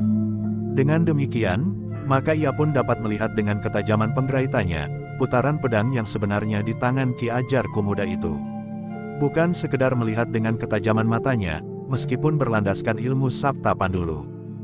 Dengan demikian, maka Agung Sedayu pun mampu memperhitungkan kemungkinan untuk menembus putaran pedang itu dengan serangan-serangan cambuk berdasarkan ilmu cambuknya. Tetapi ternyata Ki Ajar Kumuda tidak segera meloncat menyerang. Tetapi ia masih saja berusaha untuk mengacaukan penglihatan Agung Sedayu atas putaran senjatanya yang dilakukan dengan tidak sewajarnya itu. Namun Ki Ajar kurang tanggap, bahwa Agung Sedayu telah mampu mengatasi kesulitan yang pertama itu. Beberapa saat Ki Ajar Kumuda memutar pedangnya sambil melangkah maju. Pedang yang diberinya nama Kiai Sungsang, yang memang merupakan pedang yang sangat baik, sebagaimana pedang muridnya. Bahkan justru lebih tua buatannya. Namun Ki Ajar Kumuda itu terkejut ketika tiba-tiba saja justru Agung Sedayulah yang telah menyerangnya dengan hentakan cambuknya. Cambuk Agung Sedayu itu meledak dengan kerasnya. Namun yang mengejutkan Ki Ajar, ujung cambuk itu justru sempat menyusup di antara putaran pedangnya. Hampir saja menggapai hidungnya, sehingga Ki Ajar yang terkejut itu dengan serta-merta telah meloncat surut. Namun, demikian kakinya menyentuh tanah, maka ia pun telah menjulurkan pedangnya lurus ke depan dengan tubuhnya yang miring. Satu kakinya merendah pada lututnya, sementara kakinya yang lain ditarik sedikit ke belakang. Agung Sedayu melangkah selangkah maju. Ia melihat sikap lawannya dengan sangat berhati-hati. Ia pernah melihat berbagai macam sikap serta unsur gerak dari berbagai macam ilmu menurut jalur perguruan masing-masing. Namun sikap ini pernah juga dilihatnya ditunjukkan oleh Ki Jayaraga. Gelagah Putih pun mengerutkan keningnya. Namun Ki Jayaraga tidak pernah menyatakan sikap itu sebagai sikap yang terbaik kepada Gelagah Putih, yang telah menjadi muridnya pula. Tetapi sebagai seorang yang pernah mengembara, maka Ki Jayaraga dapat mengambil keuntungan dari berbagai macam unsur gerak untuk memperkaya ilmunya, yang kemudian diturunkannya kepada Gelagah Putih. Beberapa saat Agung Sedayu menunggu. Baru kemudian ia melihat Ki Ajar Kumuda itu bergeser. Ilmu cambukmu sudah memadai, orang muda, berkata Ki Ajar Kumuda, meskipun belum berbobot, namun kau memiliki kecepatan gerak yang cukup tinggi. Terima kasih atas pujian ini Ki Ajar, berkata Agung Sedayu, mudah-mudahan tidak hanya pada langkah-langkah pertama saja aku mampu melayani Ki Ajar. Nampaknya kau sudah berhasil memecahkan permainanku yang pertama. Namun itu bukan berarti bahwa kau akan dapat mengatasinya, berkata Ki Ajar pula. Agung Sedayu tidak menjawab lagi. Tetapi ia sudah bersiap menghadapi kemungkinan-kemungkinan berikutnya. Namun agaknya Ki Ajar itu masih mencoba dan mencoba lagi untuk mengacaukan penglihatan Agung Sedayu atas permainan pedangnya. Karena itu maka Ki Ajar itu pun telah menggerakkan pedangnya mengembang, kemudian memutarnya. Yang nampak memang jajaran pedang yang bergerak patah-patah, seakan-akan jajaran berpuluh pedang. Bekas gerakan pedang itu tidak segera hilang dari penglihatan, dan bahkan gerakan ulang yang dilakukan Ki Ajar sempat membingungkan lawannya. Tetapi dengan ketajaman panggraitanya, maka Agung Sedayu dapat menangkap gerak yang sebenarnya dari pedang lawannya. Ia selalu dapat mengetahui di mana pedang lawannya yang sebenarnya itu. Karena itu, ketika berpuluh pedang itu berputaran, renaka ia dapat melihat satu di antaranya, justru yang sebenarnya, menyambar lengannya. Ki Ajar memang hanya ingin mengganggunya dengan sentuhan ujung pedang pada lengan Agung Sedayu. Tetapi Ki Ajar itu terkejut. Ternyata Agung Sedayu dapat dengan tepat menghindarinya. Bahkan sekali lagi cambuk itu meledak dengan kerasnya memekakkan telinga. Ki Ajar bergeser selangkah surut. Sementara Agung Sedayu pun telah berusaha mengambil jarak pula. Sebenarnya Agung Sedayu ingin mencoba kemampuan ilmu kebalnya menghadapi ujung pedang lawannya yang nampaknya memang mempunyai kelebihan dari pedang kebanyakan itu. Tetapi niat itu diurungkan. Ia merasa belum perlu menunjukkan kepada lawannya bahwa ia memiliki ilmu kebal. "Kau memang luar biasa," desis Ki Ajar. "Kau bukan saja murid yang baik dari perguruan orang bercambuk, tetapi kau mempunyai ketajaman penglihatan batin. Tidak hanya dengan mata wadakmu, sehingga kau mampu menghindari sentuhan ujung pedangku."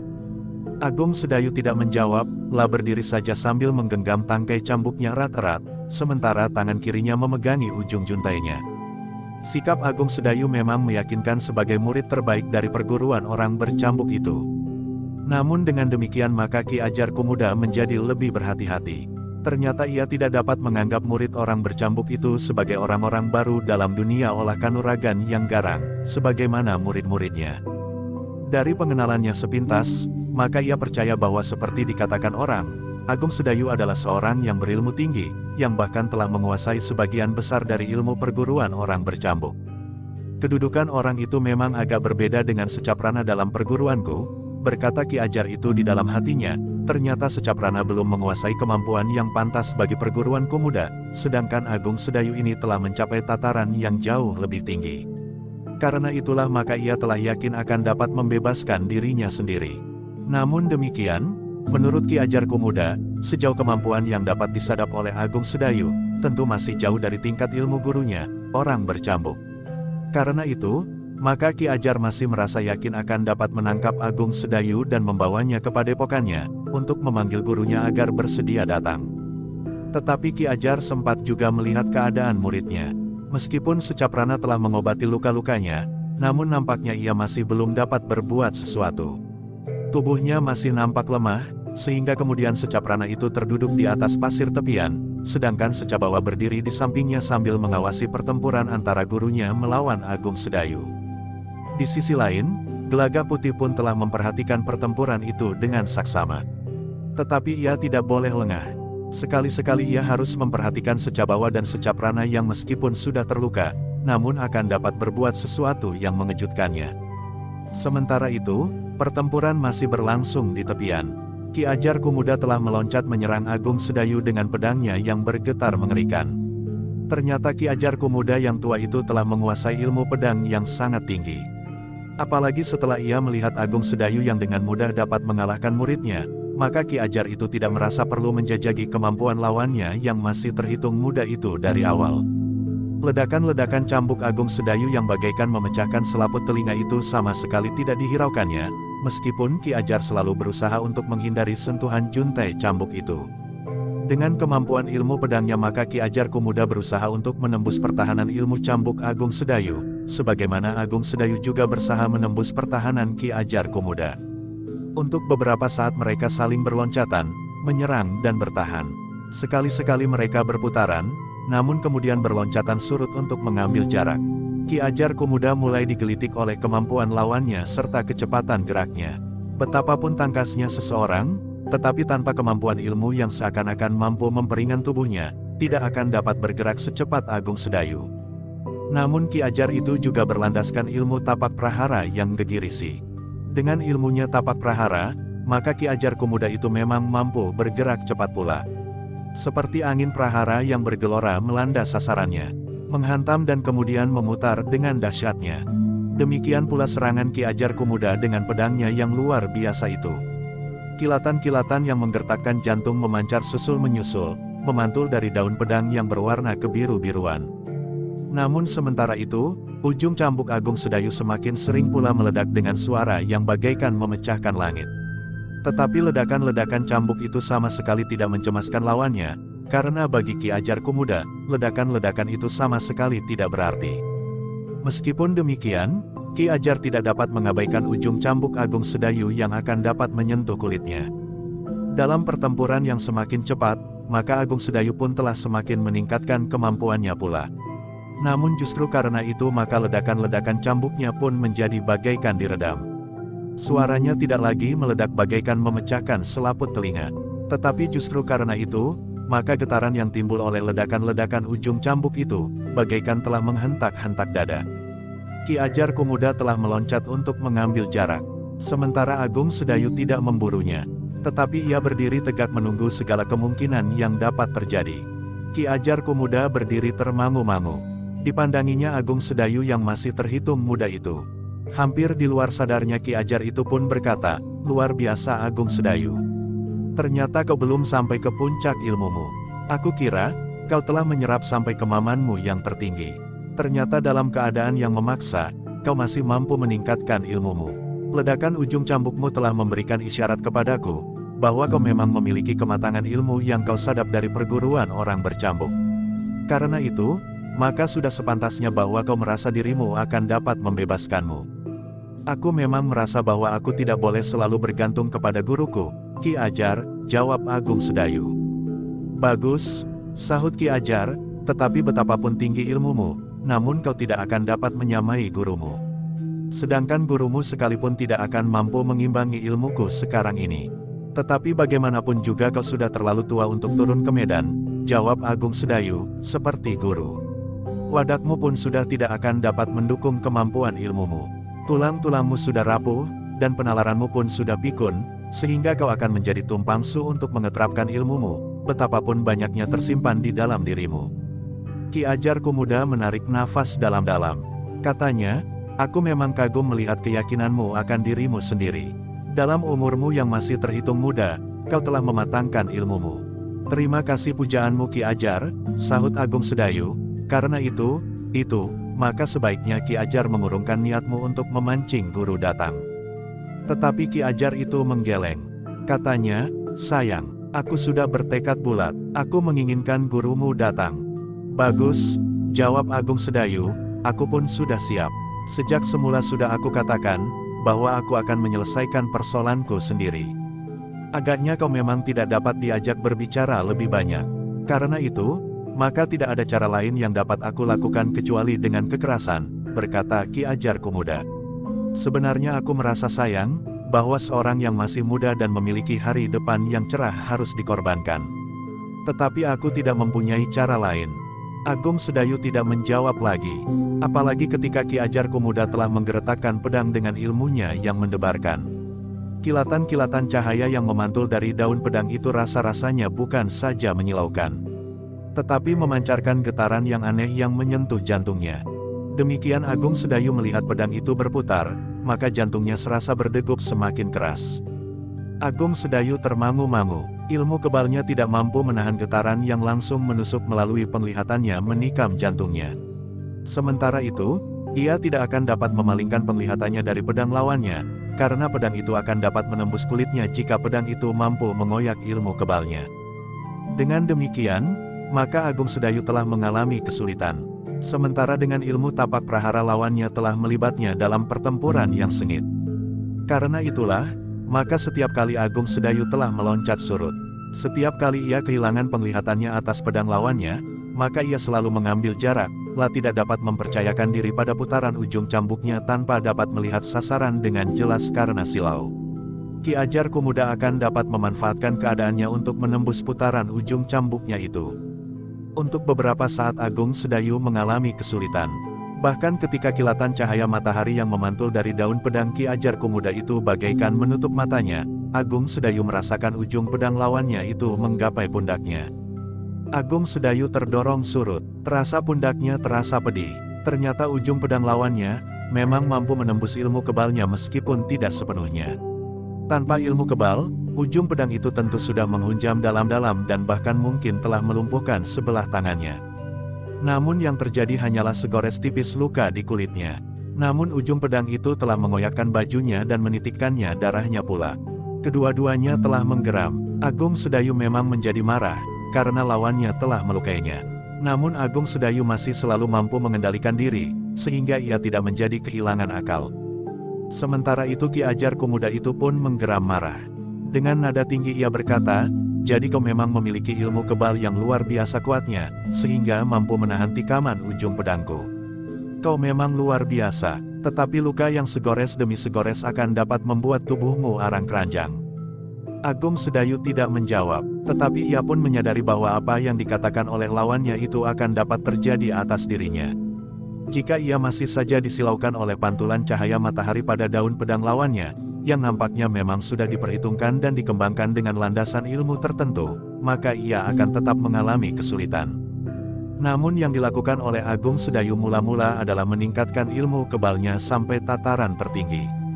Dengan demikian maka ia akan dapat mengurangi kemungkinan buruk pada tubuhnya, karena ujung pedang lawannya tentu akan semakin sulit untuk dapat menembusnya.